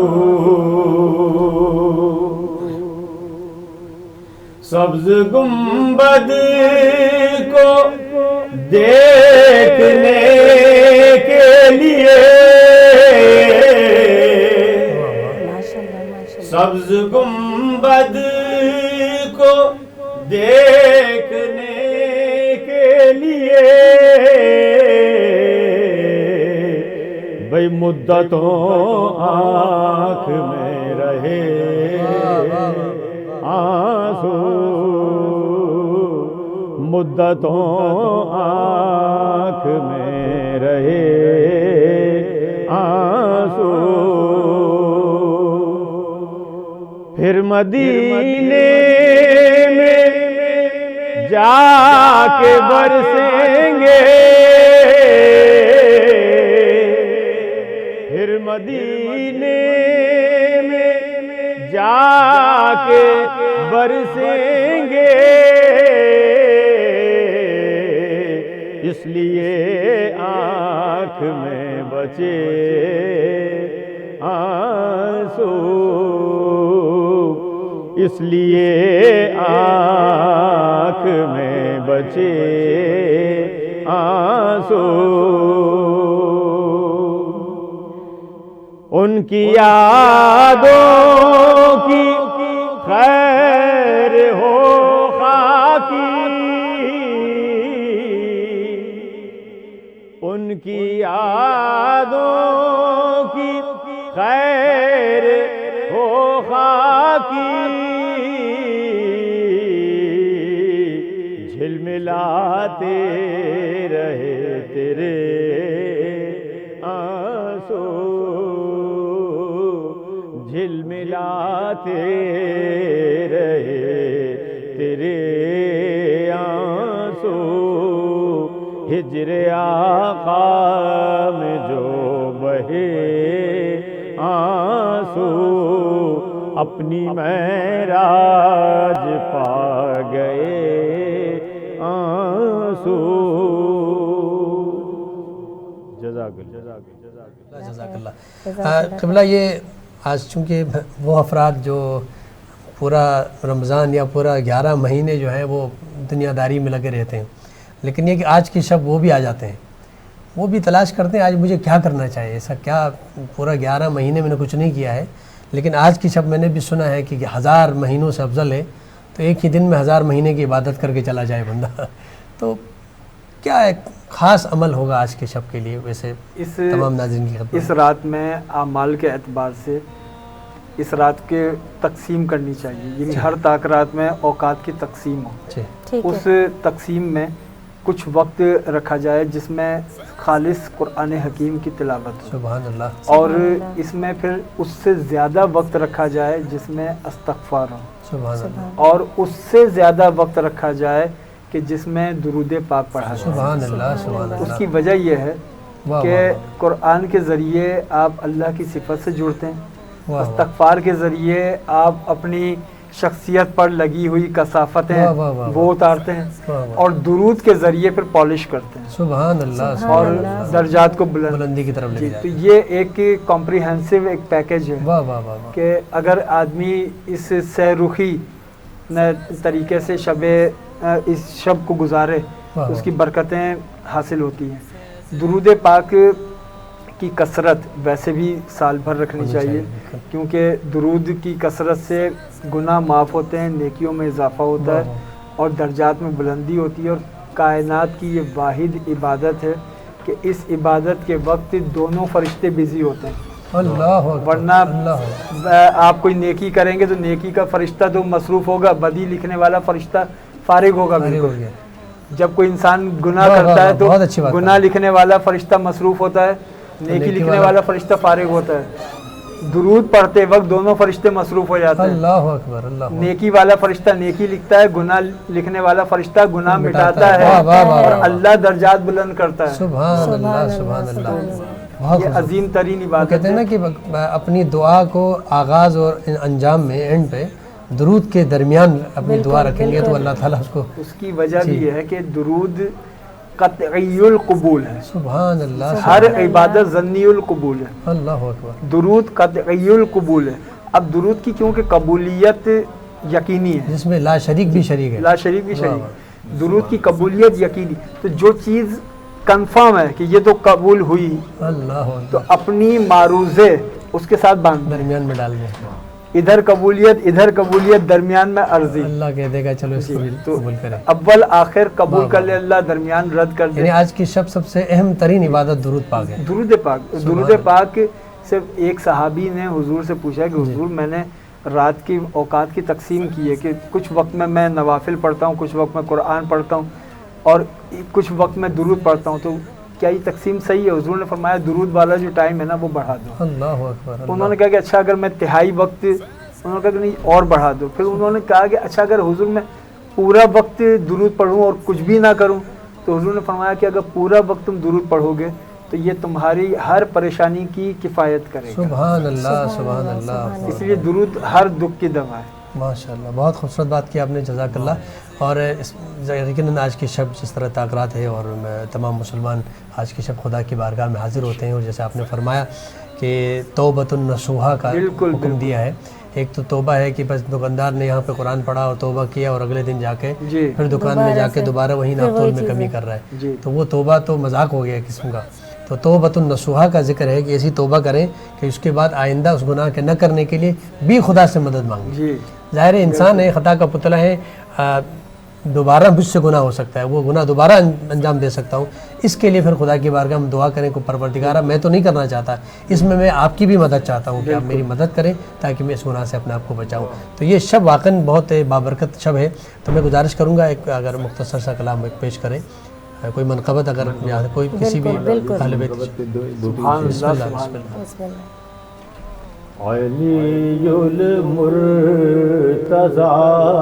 شیر خدا ہیں،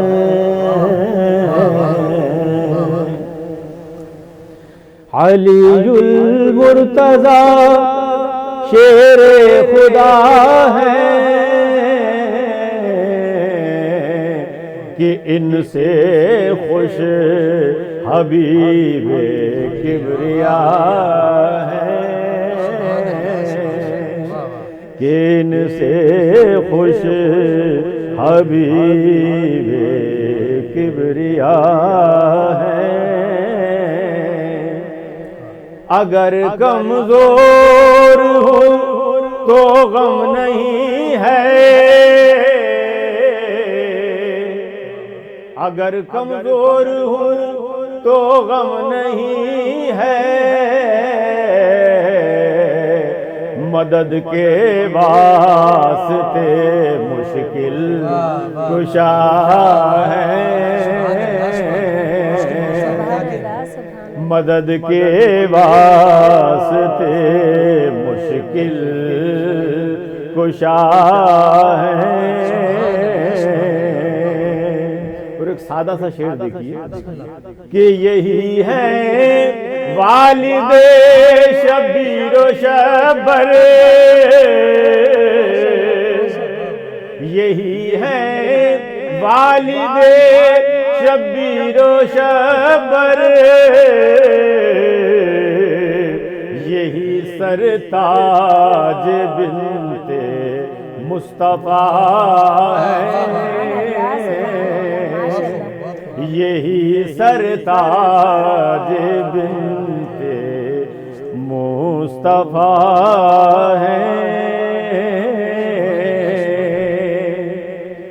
اور نجف ہے آئینہ بردار ان کا، نجف ہے آئینہ بردار ان کا، یہی تو حق نما شیر خدا ہے۔ اور مقطع دیکھیے ڈاکٹر صاحب کہ عجب ذو ہے میری نظروں میں خاکی،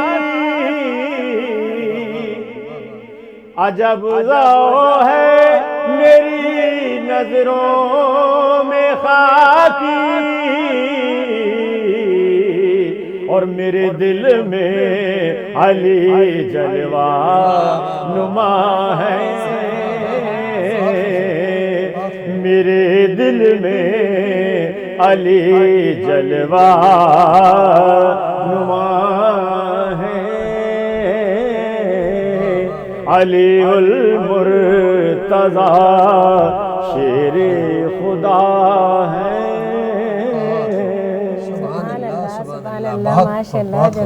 میں آخر میں گزارش کروں گا کہ آج ہمارے ناظرین کو کوئی میسج دے دیں، اس طرح ہم نے کہا قرآن سے دوری کی وجہ سے جو امت کا حال ہو رہا ہے، اسی تناظر میں اور آج کے شب کے تناظر میں کوئی پیغام قرآن حکیم سے ہم اپنے تعلق کو قوی کریں، اور قرآن حکیم سے تعلق کی بنیاد ہم اس پر رکھیں کہ پورے قرآن کی جانب ایک دم اپنی ذمہ داری نہ لیں، آپ وہ ذمہ داری لیں جس سے ابتدا کر سکتے ہوں۔ قرآن حکیم کی آخری 10 صورتیں جو عموماً لوگوں کو یاد ہوتی ہیں، ان صورتوں کی تفاسیر وہ پڑھیں تاکہ آپ کو اس کا پس منظر معلوم ہو، سبب نزول معلوم ہو، وجہ نزول معلوم ہو، مقصد نزول معلوم ہو، اس کا کانٹینٹ پتہ ہو کہ یہ صورت کہتی کیا ہے، یہ صورت ہم سے چاہتی کیا ہے، کیونکہ انہی صورتوں کو عام طور پہ لوگ نمازوں میں پڑھتے ہیں۔ تو جو صورتیں نمازوں میں پڑھی جاتی ہیں قرآن حکیم کی آخری 10 صورتیں زیادہ، کم سے کم ان کی تفسیر ضرور پڑھیں، اور سورہ فاتحہ، کیونکہ سورہ فاتحہ تو ہر نماز ہر رکعت میں تو اگر ہم ان 11 صورتوں سے ابتدا کریں گے تو پھر آگے ہمارے لیے خود آسانیاں ہو جائیں گی۔ ابتدا ہمیں ان 11 صورتوں میں سے کرنی چاہیے، ایک صورت کو پہلے ہدف بنائیں، اس کی ہم تفسیر پڑھیں۔ میں تفسیر کے لیے کوئی نام بھی سجیسٹ نہیں کر رہا، کیونکہ نام سجیسٹ کرنے کا مطلب ہوتا ہے کہ اپنے نظریات منتقل کرنا، آپ جس کو مناسب سمجھیں۔ بہت خوبصورت، بہت خوبصورت، بہت شکریہ، بہت شکریہ، لیکن قرآن کی تفسیر سبحان اللہ سبحان اللہ۔ میں آپ کا بہت ممنون، مشکور دونوں مہمانوں کا بہت شکریہ، وقت نکالا تشریف لائے۔ خاکی صاحب آپ کے بہت شکریہ، بہت خوبصورت کلام ہے، شاعر بزبان شاعر ہوں تو کیا مزہ ہے۔ بہت شکریہ آپ کا بہت شکریہ، اور ناظرین کرام آپ کا بھی بہت شکریہ، میں بھی آپ کو اس وقت تک میرے ساتھ ہی روزانہ موجود ہوتے ہیں۔ ناظرین وقفے کے بعد ہم ایک بار پھر حاضر ہوتے ہیں، دیکھتے رہیے فیض رمضان۔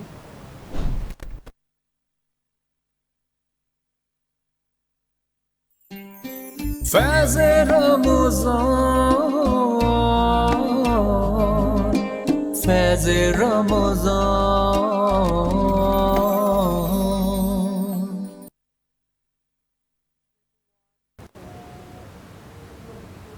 नाज़रीन, आप देख रहे हैं फैज़ रमज़ान। वक्फे के बाद हम एक बार फिर हाजिर हो गए। हमारा पैनल भी तब्दील हो चुका है। मैं तारुफ भी करवाऊंगी अपने मेहमानों से, लेकिन जो सवाल आपसे किया है गोबीज़ की जानिब से आपको जो इनामात मिलेंगे, मैं वो सवाल दोहरा दूं। कुरान मजीद में मदनी सूरतों की तादाद कितनी है? और इसका पहला ऑप्शन है 34, 34, 28, 28 और 30, 30। आप इन तीनों में से जो सही जवाब है वो देंगे। वो आप हमें फेसबुक पर भी दे सकते हैं, यूट्यूब पर भी, या लाइव कॉल के ज़रिए। लाइव कॉल के ज़रिए आप कोई सवाल करना चाहते हैं तो वो भी कर सकते हैं। हमारे साथ जो दो मेहमान मौजूद हैं, राना आसिफ हबीब साहब मारूफ समाजी कारकुन हैं, शाइस्ता आदिल साहिबा नातख्वां हैं। अस्सलामु अलैकुम। फैज़ रमज़ान में आप दोनों को खुश आमदीद कहते हैं। नहीं, आपका भी बहुत शुक्रिया कि आपने बुलाया। बहुत शुक्रिया। और एक और सवाल नाजरीन आप सबके लिए है, और इसका इनाम आपको मिलेगा फैज़ टीवी नेटवर्क की जानिब से। कुरान मजीद में आयात के एतबार से सबसे बड़ी सूरह कौन सी है? कुरान मजीद में आयात के एतबार से सबसे बड़ी सूरह कौन सी है? सूरह बकरा, सूरह रहमान, सूरह निसा। 3 ऑप्शन आपको दिए जा रहे हैं, सूरह बकरा, सूरह रहमान, सूरह निसा, और आप सब ने इसका सही जवाब देना है। फेसबुक पर भी, यूट्यूब पर भी, और ख़ास तौर पर आप हमारी फैज़ रमज़ान की ट्रांसमिशन का हिस्सा बन सकते हैं। कोई सवाल करना चाहते हैं वो भी कर सकते हैं।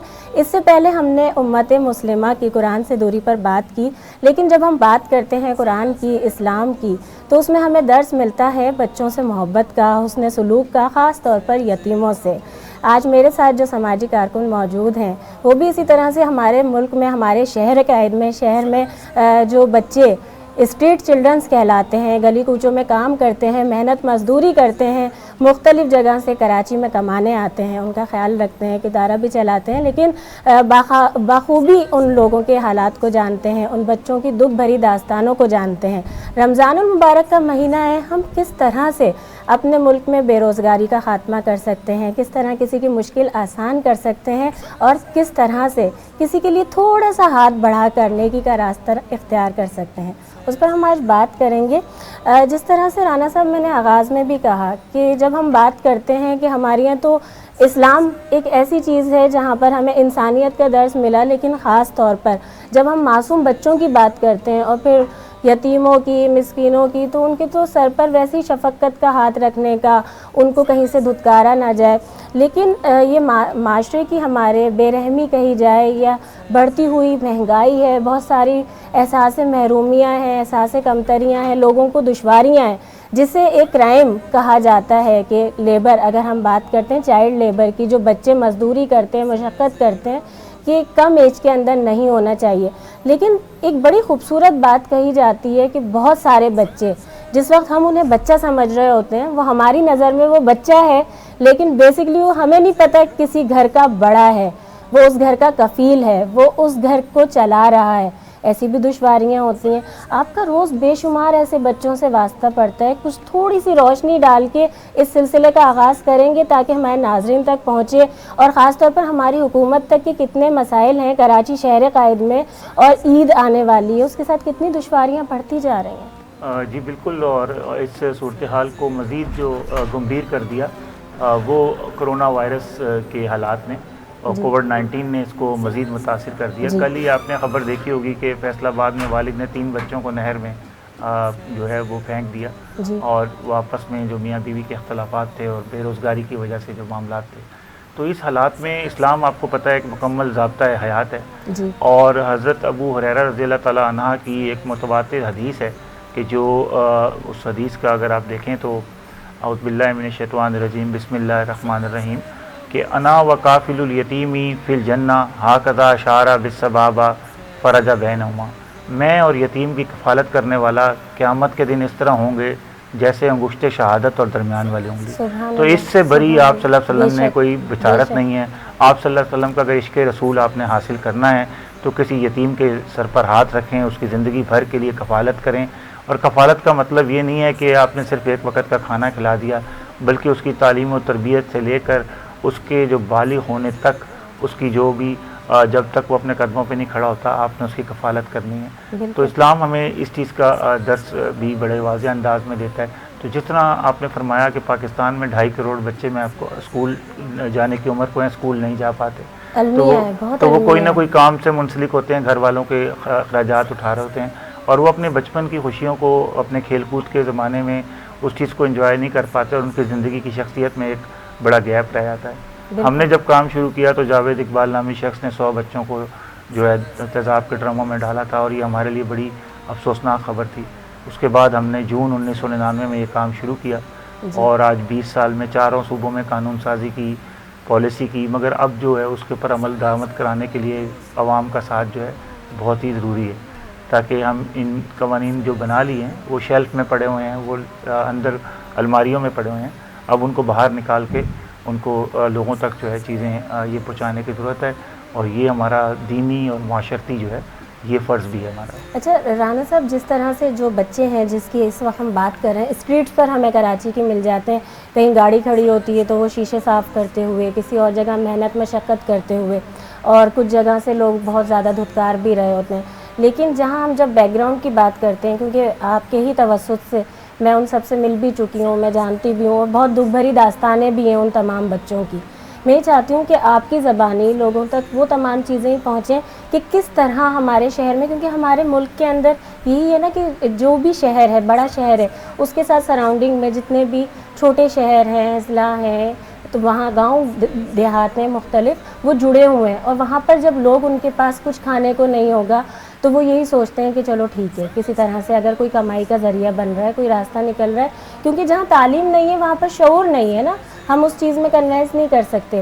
تو آپ بتا سکتے ہیں کہ کس طرح سے کراچی میں کون کون سے ایسے علاقے ہیں سندھ سے ہی جڑے ہوئے ہیں، یا اس سے باہر کے بھی بچے زیادہ تعداد میں آتے ہیں؟ جی بالکل، اگر آپ دیکھیں کہ چائلڈ لیبر میں کراچی کے مقامی بچوں کی تعداد بہت کم ہے، بہت کم جو کراچی میں کام کرتے ہیں وہ صدرن پنجاب، یعنی یہ جو آپ کا بھاولپور سے لے کے مظفر گڑھ تک کا علاقہ ہے، اور سندھ کے بھی ہیں، اسی طرح سندھ میں سکھر ہے، روڑی ہے، اور جو ہمارے اندرون سندھ کے ایریاز ہیں وہاں سے جو والدین یہاں آتے ہیں، نہ تو ان کے پاس گھر ہوتا ہے، نہ ان کے پاس کوئی وسائل ہوتے ہیں، نہ کاروبار ہوتا ہے، تو ان کے لیے ایک ہی چیز ہے کہ بچے ان کے اگر کما کے لائیں تو پھر ہی ان کی زندگی چل سکتی ہے، تو وہ پھر اپنے بچوں کو اس طرح بچہ مزدوری کے اندر لگا دیں، جس میں آپ کو پتہ ہے ان کے ساتھ جنسی زیادتی بھی ہوتی ہے، جس میں ان بچوں کے ساتھ جو جسمانی زیادتی بھی ہوتی ہے، اور ڈرگس کا استعمال، ڈرگس کا، منشیات کا استعمال بھی ان کے ساتھ ہوتا ہے۔ اور اس کے ساتھ ساتھ ہم نے جب تحقیق کی کہ بچے گھروں سے بھاگتے کیوں، گھر کیوں چھوڑ کے آتے ہیں، تو معلوم ہوا کہ 3 وجوہات ہوتی ہیں۔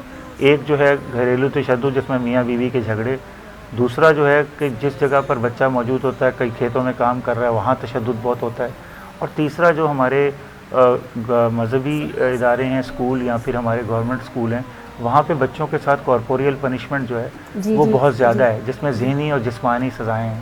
تو یہ وجوہات بنتی ہیں ایک بچوں کو اپنا گھر چھوڑ کے وہ کسی نہ کسی جگہ پہ دوسری جگہ پر آ کے رہائش پذیر ہوتا ہے۔ چلتا ہے کہ یہ تمام بچے جو بھی اس طرح سے کام کر رہے ہیں شہر قائد میں یا پورے پاکستان میں اسٹریٹس پر، تو وہ یہ نہیں ہے کہ سب کو ہی فیملیز نے نکالا ہوا ہے کہ کام کے لیے، کچھ بچے بھاگے ہوئے بھی ہیں۔ دیکھیں 3 سے 4 لاکھ کیسز تو صرف یہ چل رہے ہیں عدالتوں میں کہ جس میں میاں بیوی کے آپس میں تنازعات ہیں۔ اگر ہم اسلامی شعار پہ چلیں اور برداشت اور رواداری کے فلسفے پہ چلیں اور قناعت پسندی کے اوپر چلیں اور اپنی خواہش، حق اور ضرورت میں فرق کرنا سیکھیں، تو پھر ہم جو خاندان کا ادارہ ہے اس کو مضبوط کر سکتے ہیں اور اس میں جو ہے وہ نئی جہتیں پیدا کر سکتے ہیں۔ اگر ہم اپنی خواہشات کی بھینت اپنے خاندان کے ادارے کو چڑھائیں گے تو اس میں سب سے زیادہ جو سفر کریں گے وہ بچے سفر کریں گے، اور خدا تعالیٰ قیامت، روز قیامت آپ سے پوچھے گا کہ آپ نے کہ بچے آپ کے، ان کی نان نفقہ، ان کی ذمہ داری آپ کے اوپر عائد تھی، آپ نے ان کو بھیڑیوں کے جیسے معاشرے کے سامنے کیسے چھوڑ دیا۔ تو یہ تمام چیزیں، کل ہی آپ نے دیکھا عیسیٰ نگری میں ایک چھوٹی بچی سے زیادتی ہوئی ہے، 4 سالہ بچی سے، 4 سالہ بچی ٹیوشن پڑھنے گئی تھی اپنی، یہ عمر ہی کیا ہوتی ہے؟ تو یہ پھول جیسے بچے ہیں جن کو اللہ تعالیٰ نے ایز امانتاً دیا ہے آپ نے اس امانت کے اندر اگر ذرا بھی خیانت کی تو روز محشر آپ کو جواب دینا پڑے گا۔ اور یہ تمام چیزیں، ویسے ہمارے ملک کا، ہمیں ایسا نہیں لگتا کہ جہاں تک ہم ذمہ داری کی جب بات کرتے ہیں تو ہمارے ملک کا آنے والا مستقبل یہی بچے ہیں نا، ہمیں انہیں کو پروان چڑھانا ہے۔ اور اس ملک میں کرپشن کی بھی انتہا ہے کہ جس ملک میں 554 ارب روپے کی خیرات ہوتی ہو، 2014 میں یہ اسٹڈی ہوئی تھی، تو 554 ارب کی خیرات جس ملک میں ہوتی ہو، وہاں لوگ کیوں راشن کی لائنوں میں لگے ہوئے ہیں، وہاں لوگ کیوں لنگر خانوں کے باہر مجبور ہیں؟ اس کا مطلب ہے کہیں نہ کہیں کرپشن کا جو ایلیمنٹ ہے وہ بھی ہمیں اپنی زندگی میں اپنے دین کو جو ٹرانسپیرنسی ہے اس کے اندر لانا ہوگا، اور آپ صلی اللہ علیہ وسلم کی جو اسوہ حسنہ ہے اور آپ کی جو زندگی ہے، آپ صلی اللہ علیہ وسلم کا جو حضرت انس رضی اللہ تعالیٰ عنہ سے سلوک ہے، اگر وہی سلوک ہم اپنے گھروں میں لوگوں سے شروع کر دیں تو بہت ساری چیزوں میں بہتری جو ہے وہ آ سکتی ہے۔ بالکل۔ اچھا، اسی میں کیونکہ ایک اور اہم سوال آتا ہے، اس کی جانب میں آؤں گی میں، لیکن شائستہ ہمارے ساتھ موجود ہیں۔ شائستہ کوئی ہدیہ کلام پیش کیجیے پلیز۔ حمد باری تعالیٰ سے آغاز کروں جی گی۔ بسم اللہ، بسم اللہ۔ محبت میں اپنی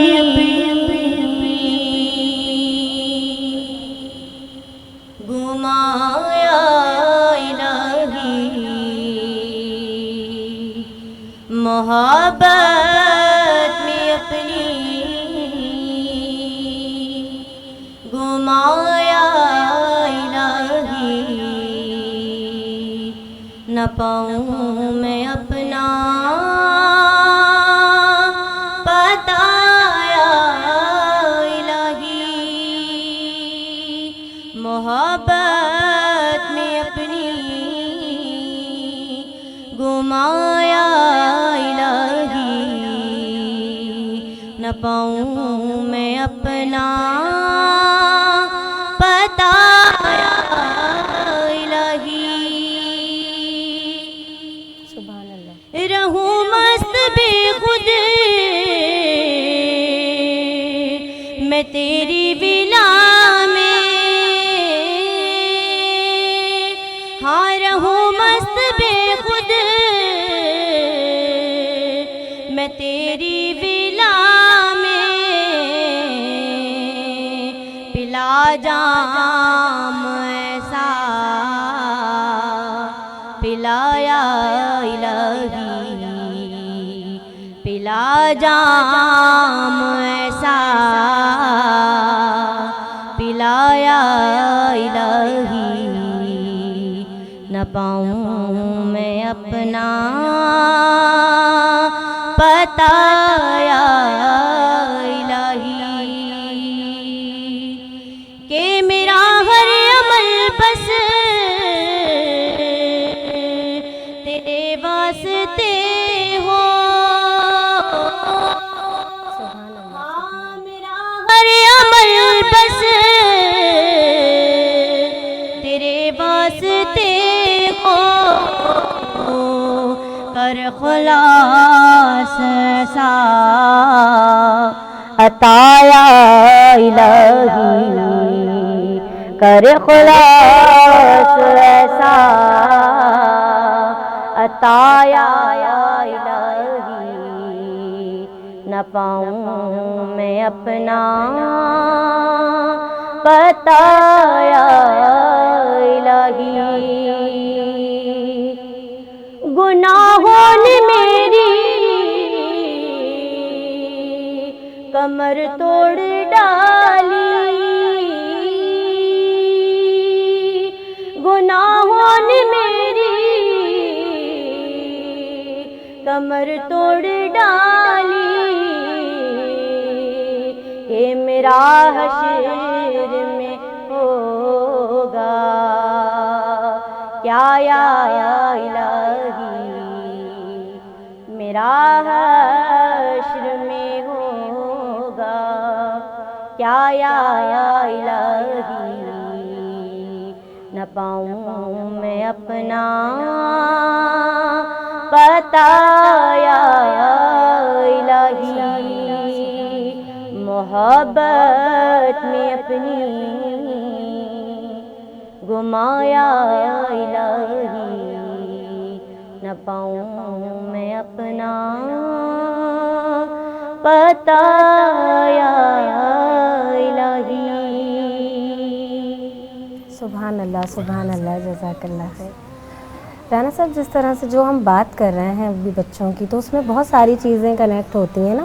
ہم جب اپنے ملک کی بات کرتے ہیں تو قانونی طور پر بھی بہت ساری چیزیں ہیں جو ایج کے حساب سے ہوتی ہیں، قوانین کے ذریعے ہے کہ بچوں کی کون سی عمر ہونا چاہیے، لیکن جب ہم اپنی اسٹریٹس پر دیکھتے ہیں، مختلف کام کرتے ہوئے دیکھتے ہیں بچوں کو، کچھ بچے پھول بھی بیچ رہے ہوتے ہیں، مختلف کام کر رہے ہوتے ہیں، اچھا اگر ہم اس کو اسی طرح سے لیں کہ کس طرح سے، کیونکہ ہمیں دین میں جو کہا گیا وہ پھر قانونی طور پر، یعنی بچوں کی تو اگر ہم ہمارے قانون میں بھی دیکھیں اور اسلام میں بھی، تو ہر طرح سے محبت کے لیے ہی، احساس کے لیے ہی، اور خاص طور پر جو ایج جس وقت ان کی توجہ کی ان کو ضرورت ہے اس وقت دینے کا حکم ہے۔ لیکن اگر میں اس پوائنٹ کی طرف آؤں کہ جس طرح سے، کیونکہ یہ بچے جس وقت جن کو نکال دیا جاتا ہے یا گھروں سے بھاگ جاتے ہیں اور سڑکوں پر آ چکے ہوتے ہیں، تو اس کے بعد ان کے ہی ذریعے، کیونکہ غلط صحبتوں میں ہی پڑ جاتے ہیں، ہمارے ملک میں، ہمارے شہر میں کرائمز کی بھی تعداد بڑھ جاتی ہے۔ بہت سارے بچے ایسے ہوتے ہیں کیونکہ اس وقت ان کی عقل کام نہیں کر رہی ہوتی، تو قانونی طور پر ان کے لیے، کیونکہ جب بڑے ہو جاتے ہیں بہت ساری چیزیں ہیں، لیکن کیا بچوں کے لیے بھی ہے کچھ اس طرح کا کرائمز میں؟ جی بالکل، اگر آپ قانون کے طور پہ دیکھیں تو سب سے پہلے جو پاکستان کا سپریم ڈاکومنٹ ہے وہ آئین پاکستان ہے۔ جی، اس کا جو آرٹیکل 11 ہے وہ کہتا ہے کہ 14 سال سے کم عمر بچوں سے کسی بھی قسم کا کام لینا جو ہے وہ غیر قانونی کام ہے۔ اس کے بعد اگر آپ دیکھیں تو 18ویں ترمیم کے بعد صوبوں نے اپنے اپنے قوانین بنانے تھے۔ صوبہ سندھ میں جو بچہ مزدوری کے خاتمے کا قانون ہے اس میں عمر 16 سال تک بڑھا دی گئی ہے۔ ٹھیک ہے۔ اور اس کے ساتھ ساتھ پاکستان نے عالمی معاہدہ برائے حقوق اطفال 1989 میں دستخط کیا تھا اور ریٹیفائی کیا تھا، تو اس میں ہمارے اوپر عالمی جو ہے وہ بھی دباؤ ہے، اور ہماری ذمہ داری ہے اخلاقی کہ ہم پاکستان کا ہر بچہ اسکول میں ہو، اس کو صحت کی سہولیات ملیں، جی، عدم غذائیت کا نہ شکار ہو، اور سب سے بڑی بات اس کا آرٹیکل 7 کہتا ہے کہ ہر بچے کا پیدائشی سرٹیفکیٹ بنیادی حق ہے، اس کو سب سے پہلے آپ نے شناخت کا حق دینا ہے۔ لیکن جو بری صورتحال آپ نے بتائی اس میں سب سے بڑی بری صورتحال ہے کہ کراچی میں 5 لاکھ بچوں کو جو ہے وہ گداگری کے لیے استعمال کیا جاتا ہے۔ جی، اور بالکل، کسی بھی ٹریفک سگنل پہ آپ چلی جائیں، کسی شاپنگ سینٹر میں چلے جائیں، بچوں کو گداگری کے لیے استعمال کیا جاتا ہے، اور پیچھے ان کے کوئی نہ کوئی بڑا مافیا موجود ہوتا ہے، جی، وہ انہیں منشیات فروشی میں بھی استعمال کرتا ہے، وہ انہیں گاڑیوں کے سائڈ گلاس اور اسٹریٹ کرائم کے لیے بھی استعمال کرتا ہے، وہ حساس معلومات بھی ان سے اکٹھی کرنے کے لیے ان کو استعمال کرتا ہے۔ جی، تو ہمیں جو ہمارا سندھ کا لاء ہے، Sindh child protection authority act 2011، اس کے تحت اتھارٹی بن ہم گئی اس پر بات کریں گے۔ ہمارے ساتھ لائیو کالر موجود ہے، معذرت چاہوں جی گی۔ پلیز۔ السلام علیکم۔ وعلیکم السلام، کیسی ہیں نادیہ؟ الحمدللہ، جی فرمائیے، کیا نام ہے، کون سے شہر سے بات کر رہی ہیں؟ میں کراچی سے بات کر رہی ہوں، فرزانہ۔ جی فرمائیے، فیض رمضان دیکھ رہی ہیں آپ؟ جی جی بالکل دیکھ رہی ہوں، بہت اچھے ٹرانسمیشن چل رہے ہیں ماشاءاللہ سے۔ بہت شکریہ۔ کوئی سوال کرنا چاہیں گی؟ جی، اس سوال کا جواب دینا چاہوں گی۔ سورہ بقرہ ہے، آپ نے سوال کیا تھا نا؟ اچھا، دوسرا جو سوال کیا ہے فیض ٹی وی نیٹ ورک کی جانب سے، بہت شکریہ، بہت شکریہ۔ اس کا جواب اختتام پر دیں گے، بہت شکریہ۔ جی رانا صاحب۔ ہاں جی بالکل، یہ جو سندھ میں بچوں کے تحفظ کا قانون ہے اس کے تحت شیلٹر ہوم بھی ملیر میں قائم ہو چکا ہے 200 بچوں کا، جی، اور مزید اگلے مہینے 200 بچوں کا شیلٹر ہوم جو ہے وہ کرنگی میں قائم ہو رہا ہے۔ تو آہستہ آہستہ حالات جو ہیں بہتری کی طرف جا رہے ہیں، اور مگر صرف ہمیں اس میں انسداد گداگری میں ایک نیا قانون بنانے کی ضرورت ہے جس میں سزائیں سخت ہوں، کیونکہ ابھی جو بچوں سے بھیک منگواتے ہیں وہ 1000 روپے جرمانہ 500 روپے دے کے عدالت میں بری ہو جاتے ہیں۔ تو جو ایک اپنا جناح ایمرجنسی میں ایک خواجہ سرا یا کوئی بچے سے بھیک منگوا رہا ہے 3000 روپے 1 گھنٹے کے کر رہا ہے، اس کے لیے 500 روپے جرمانہ کیا چیز ہے؟ بالکل بالکل۔ تو یہ ان چیزوں کو، اور ہمارے جو سامعین ناظرین دیکھ رہے ہیں ان سے یہی گزارش ہے کہ بھائی بچوں کو بھیک نہیں دیں، تحفظ چاہیے ان کو بھیک نہیں چاہیے، ان کو اچھی تعلیم و تربیت چاہیے۔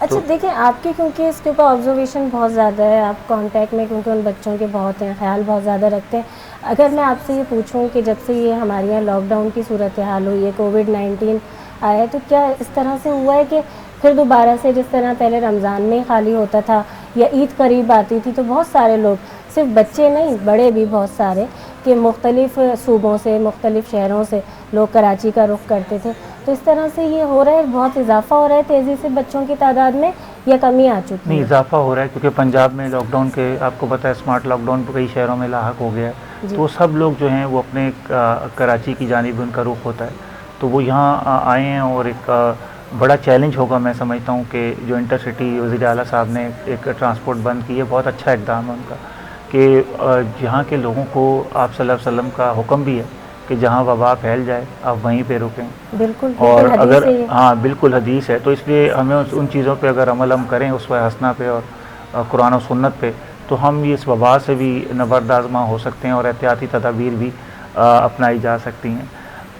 میں نے چیزوں کو دیکھا ہے کہ ہم جب لوگوں سے بات کرتے ہیں تو آپس میں ایک حکومت اور عوام میں اعتماد کی کمی ہے، اس کو ہمیں علماء کرام کے ذریعے بحال کرنے کی ضرورت ہے، اور تمام جو ہمارے مذہبی اسکالرز ہیں ان سے ہم نے میسیج بھی دیے.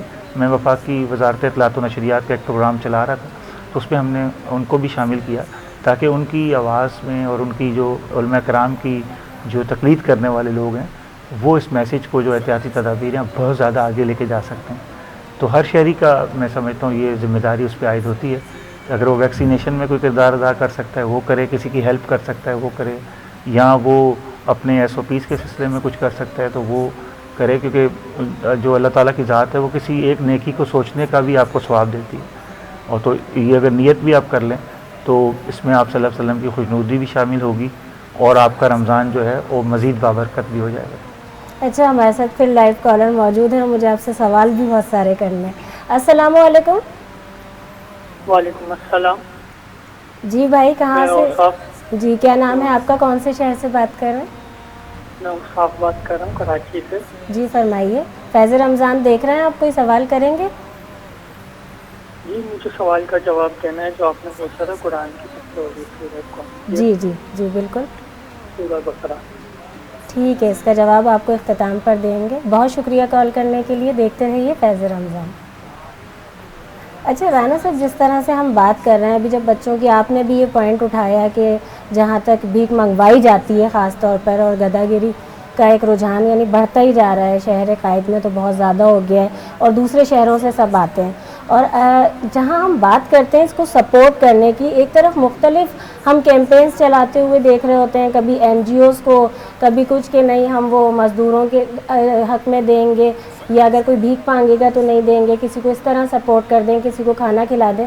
لیکن ہم نے ایسا بھی دیکھا، ہم نے یہ بھی دیکھا کہ وہ کچھ نہیں تو پھر پروفیشنل مزدوری بن کر بیلچے لے کر آ گئے، لیکن وہ ہے بھیک کا ہی انداز کوئی نہ کوئی. اس کو کور بیگری کہتے ہیں کہ جس میں وہ الاسٹک یا خواتین کے استعمال کی جو ہیئر پن ہوتی ہیں وہ لے کے آ جائیں، یا ڈرائنگ بکس لے کے آ جائیں، یا مختلف جیسے ناصر جم مٹکے علی پلیا سے جو بچے خواتین آتی ہیں موتیے کے ہار وہ لے کے آتے ہیں.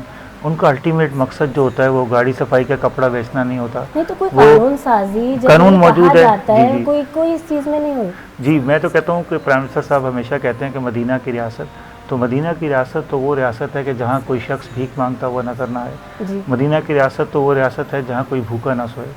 مدینہ کی ریاست تو وہ ریاست ہے کہ جہاں جو ہمارے شعبہ طب سے وابستہ لوگ ہیں یا ہمارے ججز ہیں یا وکلاء ہیں، ان کا رویہ اس طرح ہو کہ گڑ نہیں دے سکتے، گڑ جیسی بات تو کر سکتے ہیں. بالکل. تو یہ جو ہمارے معاشرے میں کسی کو تذلیل کرنا، کسی کو نیچا دکھانا اور کسی کے بارے میں برے الفاظ کا چناؤ ہے، یہ تو کسی بھی قسم میں اسلامی شعار کے مطابق نہیں ہے. بالکل. تو یہ کسی کو زیب بھی نہیں دیتا.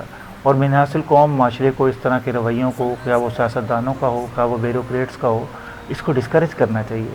یہ آپ کے معاشرے میں ایک مزید جو انعطاف کے پہلو ہیں اس طرف آپ کو لے کے چلے جاتے ہیں. اور معاشرے کا بہت زیادہ حساس پہلو ہے جس پر سب کو نظر ثانی کی ضرورت ہے. ڈگنیٹی جو ہے آئین کا آرٹیکل 14 کہتا ہے کہ ہم نے ہر شخص کو عزت دینی ہے، خواہ وہ ایک عام خاکرو بھی کیوں نہ ہو، وہ بھی اس طرح ہی عزت کے لائق ہے جس طرح وزیر اعظم پاکستان ہے. تو یہ جب آپ کے آئین نے گارنٹیاں دی ہیں اور آپ کے مذہب نے آپ کو بتایا ہے، تو پھر آپ نے ان چیزوں کے اوپر ضرور چلیں. عبادات کا مطلب خالی 5 وقت پنجگانہ نماز روزہ یہ نہیں ہے، بلکہ آپ کے لوگوں سے رویے کیسے ہیں. بالکل. اور آپ کی ذات سے کسی کو اگر تکلیف پہنچ رہی ہے تو پھر آپ کہیں نہ کہیں اپنی خود لیکن پھر یہ بات ہو گئی نا، اس میں تو اتنا تو سوچنا ہی نہیں ہے نا. اب تو مجھے جو سوال کرنا ہے نا وقفے کی جانب میں جا رہی ہوں، پھر میں وہی کروں گی کہ کہیں ایسا تو نہیں ہے کہ اس میں انوالو بھی بڑے مگرمچھ ہیں اور انہوں نے سوچنا ہی نہیں ہے اس ملک کے لیے. ناظرین حاضر ہوتے ہیں دوبارہ سے فیض رمضان، آپ سب دیکھ رہے ہیں، دیکھتے رہیے. چھوٹے سے وقفے کے بعد ایک بار پھر حاضر ہوتے ہیں.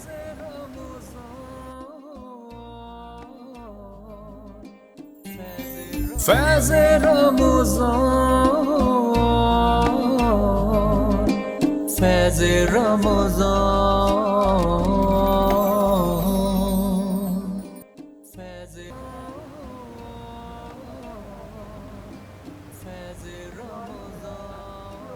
ناظرین آپ دیکھ رہے ہیں فیض رمضان. وقفے کے بعد ہم ایک بار پھر حاضر ہو گئے.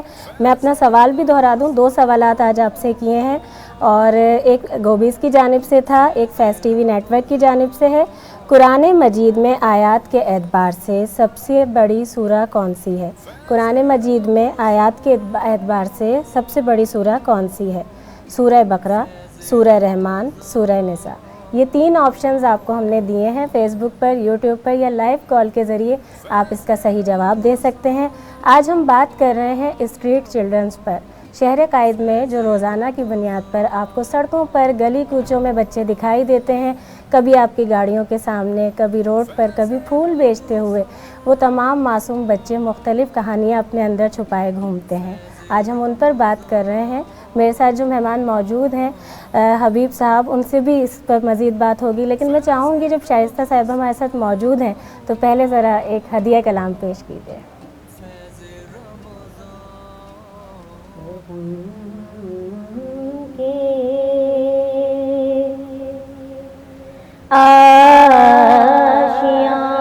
آشیانے کی کیا بات ہے،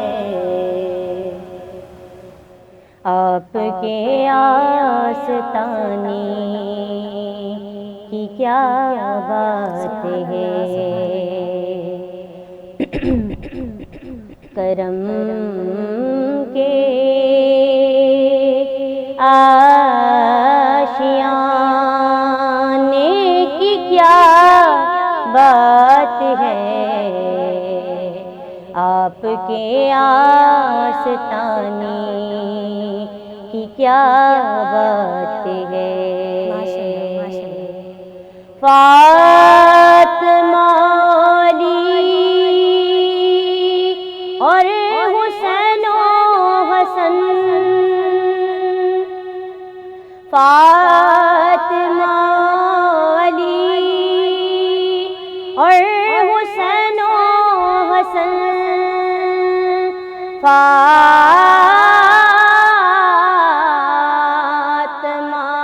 علی اور حسین و حسن، پنجتن کے گھرانے کی کیا بات ہے، پنجتن کے گھرانے کی کیا بات ہے، آپ کے آستانے کی کیا بات ہے، ایک گھر جو ملے شہر سرکار میں، ہاں ایک گھر جو ملے شہر سرکار میں،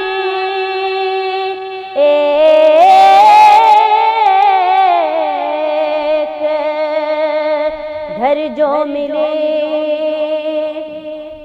شہر سرکار میں، پھر تو ایسے ٹھکانے کی کیا بات ہے، پھر تو ایسے ٹھکانے کی کیا بات ہے، آپ کے آستانے کی کیا بات ہے،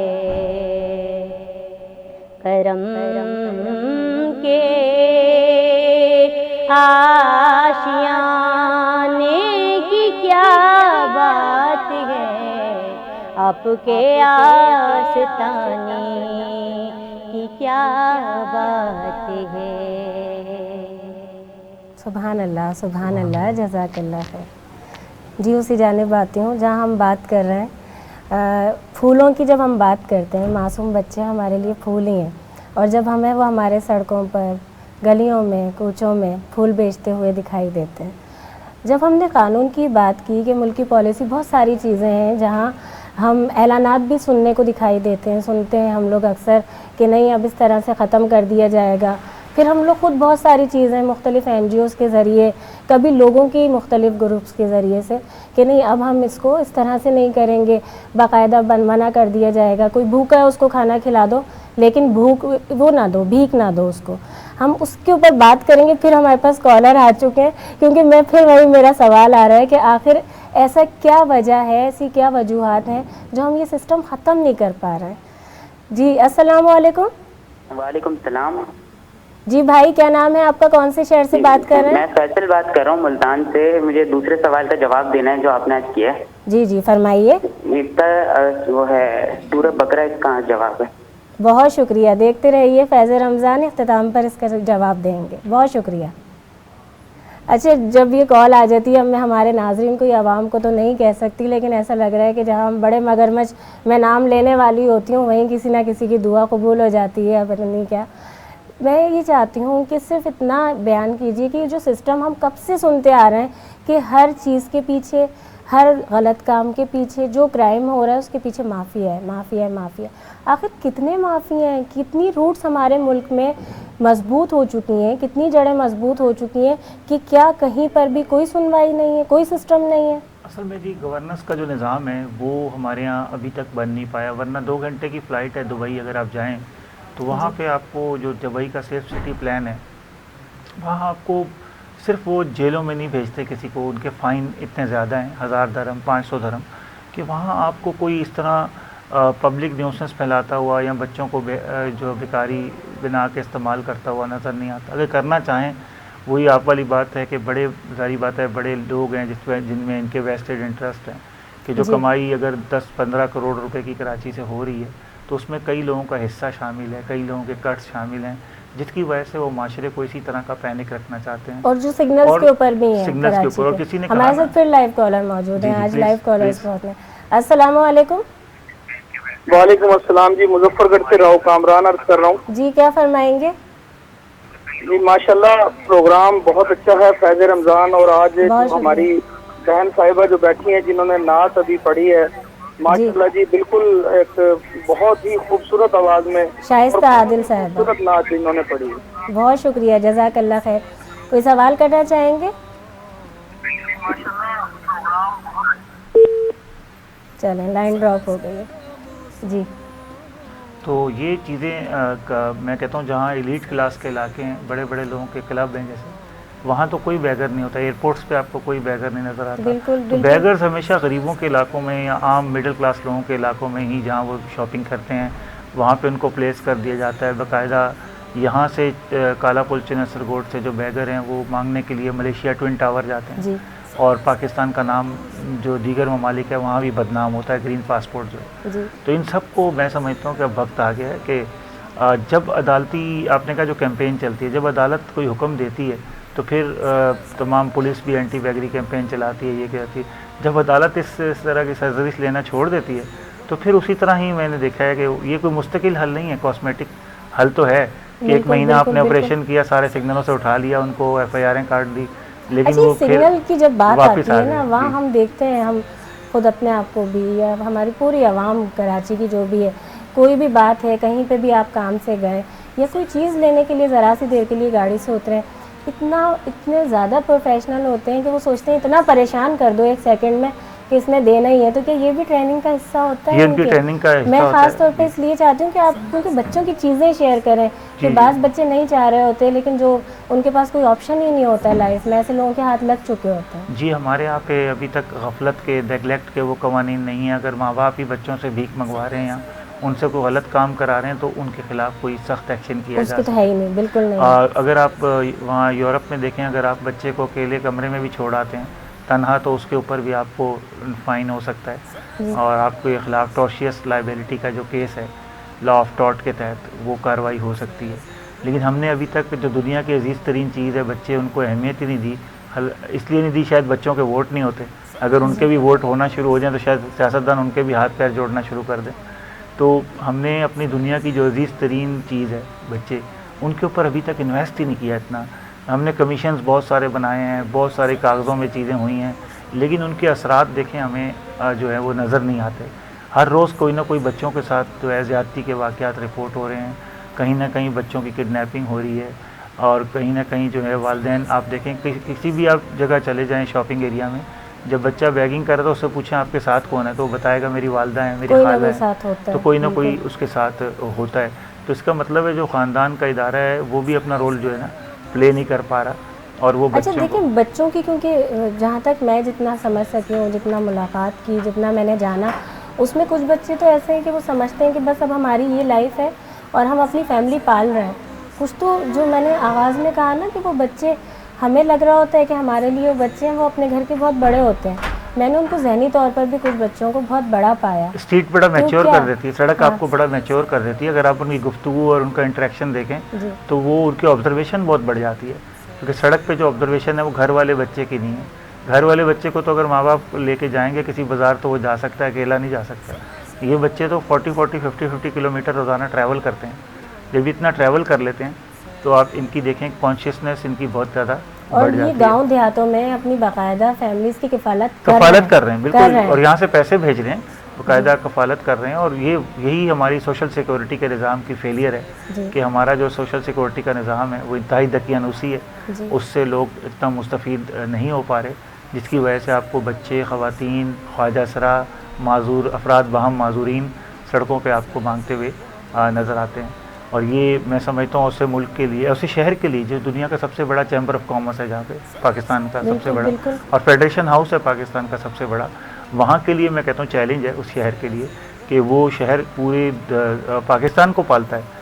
لیکن اپنے جو بنیادی مسائل ہیں، یہ خاص طور پہ کراچی کے شہریوں کا پانی کا مسئلہ ہو گیا، بیگری ہو گیا، چائلڈ لیبر ہو گیا، خواتین پہ تشدد کے معاملات جو ہیں ان کو ڈیل کرنے کے لیے بھی تو آپ کو کوئی نظام بنانا پڑے گا. اور بالکل، اور جہاں جس بات کی، جس ایشو کی اس وقت ہم بات کر رہے ہیں، وہی بچے بہت کارآمد بھی ثابت ہو سکتے ہیں ہمارے. جب آئین میں آپ نے لکھ دیا، جو پیپلز پارٹی نے 18ویں ترمیم جب کی، تو اس میں آپ نے لکھ دیا آئین کے آرٹیکل 25A کے اندر کہ 5 سے 16 سال کا ہر بچہ اسکول میں ہوگا. تو پھر آپ نے اسکولوں کی حالت کیوں نہیں بہتر کی؟ بالکل. اور آج آپ ساتھ میں موجود ہیں، اس کا فائدہ یہی ہے کہ قانونی مشاورت کے ساتھ بات ہو سکتی ہے. جی ہم تو آپ سے یہ بات بھی کی جا سکتی ہے، وقفے کی جانب جانا ہے. آپ سے ابھی آج میں یہی بات کر رہی ہوں، تھوڑی دیر میں یا تو لائیو کالر ہے یا وقفے کی جانب جانا ہے، پھر بات کرتے ہیں. ناظرین دیکھتے رہیے فیض رمضان، ابھی حاضر ہوتے ہیں وقفے کے بعد.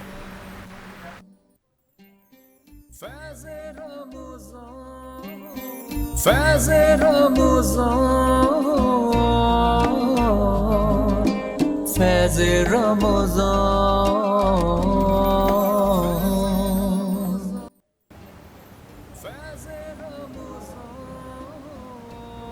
ناظرین آپ دیکھ رہے ہیں فیض رمضان. وقفے کے بعد ہم ایک بار پھر حاضر ہو گئے. آج ہم بات کر رہے ہیں اسٹریٹ چلڈرنز پر. رمضان المبارک کا مہینہ ہے اور جس طرح سے ہمیں ہماری سڑکوں پر، گلیوں میں مختلف بچے دکھائی دیتے ہیں، کبھی پھول بیچ رہے ہوتے ہیں، کبھی محنت مزدوری کرتے ہوئے، اور اکثر سب سے زیادہ تعداد میں بھیک مانگتے ہوئے مختلف سگنلز کے اوپر. ہم اسی کا سلسلہ آگے بڑھائیں گے، لیکن ہم نے 2 سوالات بھی کیے تھے اور ہمارے ناظرین نے کچھ نے جوابات بھی دیے ہیں. اور میرے ساتھ جب دونوں مہمان موجود ہیں تو میں چاہوں گی ذرا پرچیاں بھی ان سے اٹھوائی جائیں باری باری. یہ ایک آپ اس میں سے اٹھائیے. ایک فیض ٹی وی نیٹ ورک کی جانب سے ہے ہمارا انعام اور ایک گوبیز کی جانب سے.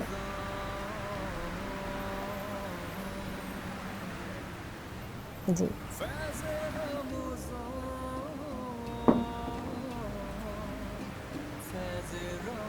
دکھا دیجئے، اس کا دکھا دیں. یہ کس کا نکلا ہے؟ فیض ٹی وی. فیض ٹی وی کا. اچھا، یہ ہیں فرزانہ کراچی سے. انہوں نے صحیح جواب دیا ہے. ہم نے سوال کیا تھا فیض ٹی وی نیٹ ورک کی جانب سے، قرآن مجید میں آیات کے اعتبار سے سب سے بڑی سورہ کون سی ہے؟ صحیح جواب ہے سورہ بقرہ انہوں نے دیا ہے. اور آپ بتائیے. میرے پاس گوبی سے راہیل. جی راہیل نام. گوبی سے راشد راہیل نام ہے. اچھا، راہیل نے ہمیں دیا ہے اور اس کے اوپر شہر نہیں لکھا ہوا ہے، ہماری ٹیم نے لکھا نہیں ہے، لیکن ان کا ایڈریس لکھ لیا ہوگا تو ان تک ان کا انعام پہنچ جائے گا. قرآن مجید میں مدنی صورتوں کی تعداد کتنی ہے؟ قرآن مجید میں مدنی صورتوں کی تعداد کتنی ہے؟ یہ ہم نے سوال کیا تھا. آپشن ہم نے دیے تھے 34، 28، 30 اور اس کا صحیح جواب ہے 28. راہیل اور فرزانہ آپ دونوں کو بہت مبارک ہو. آپ دونوں کے انعامات آپ کے گھر تک پہنچ جائیں گے اور آپ دونوں نے اپنی اپنی پکچر بنا کر یوٹیوب پر یا فیس بک پر اپلوڈ کرنی ہے. ہمارا فیض ٹی وی نیٹ ورک کا یوٹیوب کا آپ نے چینل سبسکرائب کرنا ہے اور اس کا اسکرین شاٹ بھی آپ نے کمنٹ سیکشن میں اپلوڈ کرنا ہے. دیکھتے رہیے فیض رمضان. کوئی سوال کرنا چاہتے ہیں تو وہ بھی کر سکتے ہیں.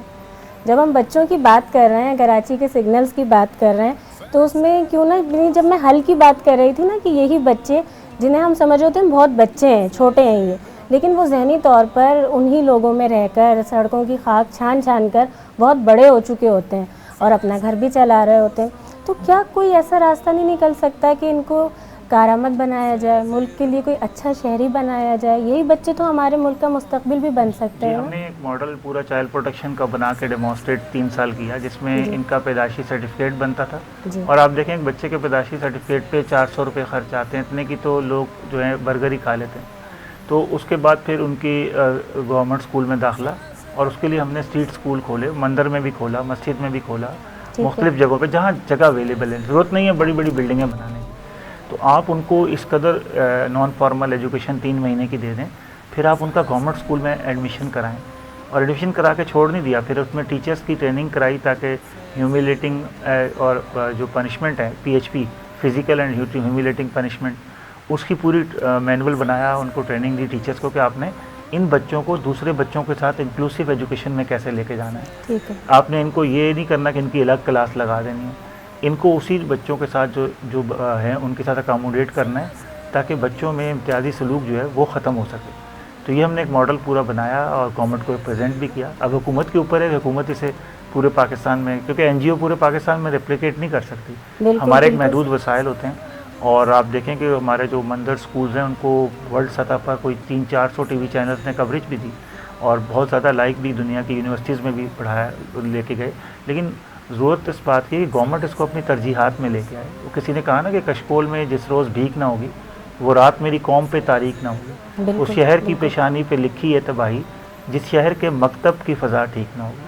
اچھا رانا صاحب, کہیں ہمیں کوئی خلا تو دکھائی نہیں دیتا جہاں ہم بات کرتے ہیں قیادت کی یا قائد کی.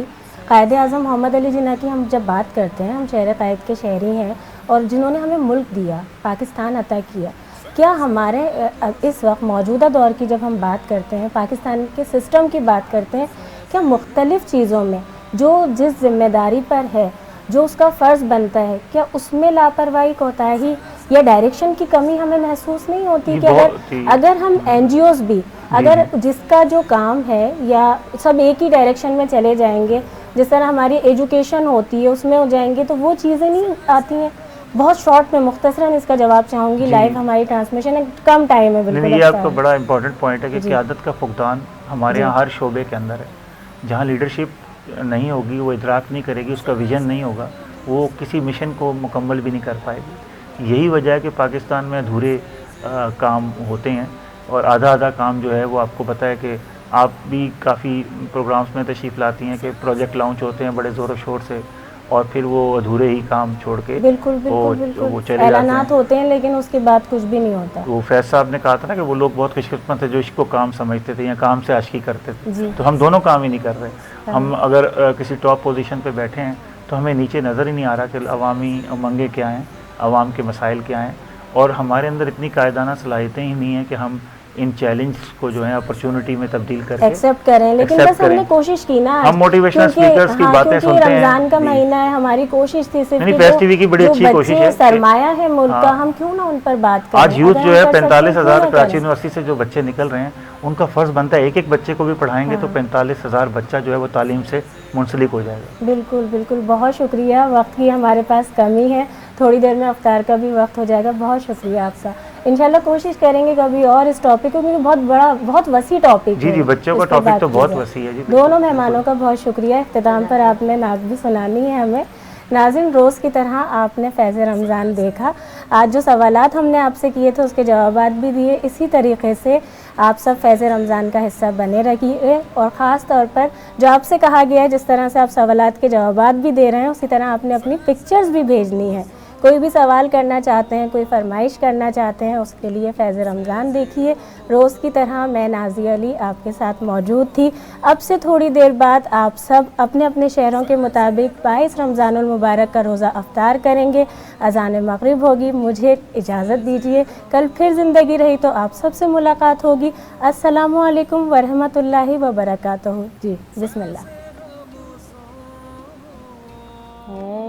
سبز درود والے منظور دعا کرنا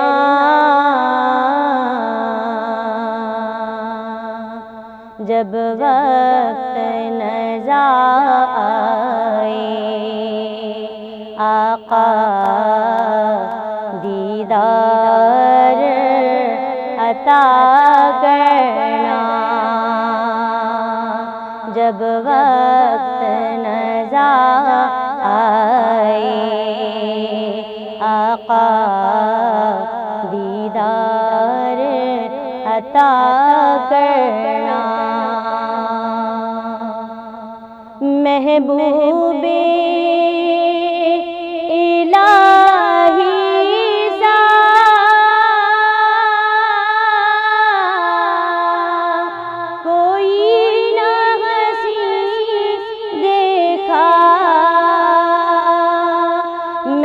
محبوب الہی سا کوئی نہ ہنسی دیکھا یہ شان ہے ان کی کہ سایہ بھی نہیں دیکھا یہ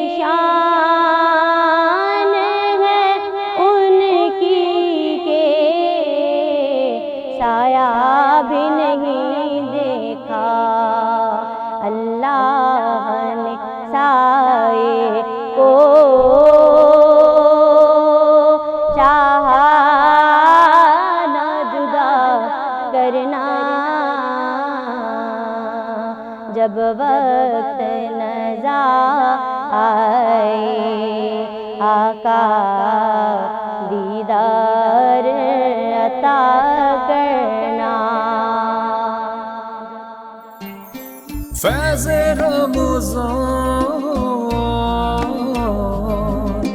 فیض رمضان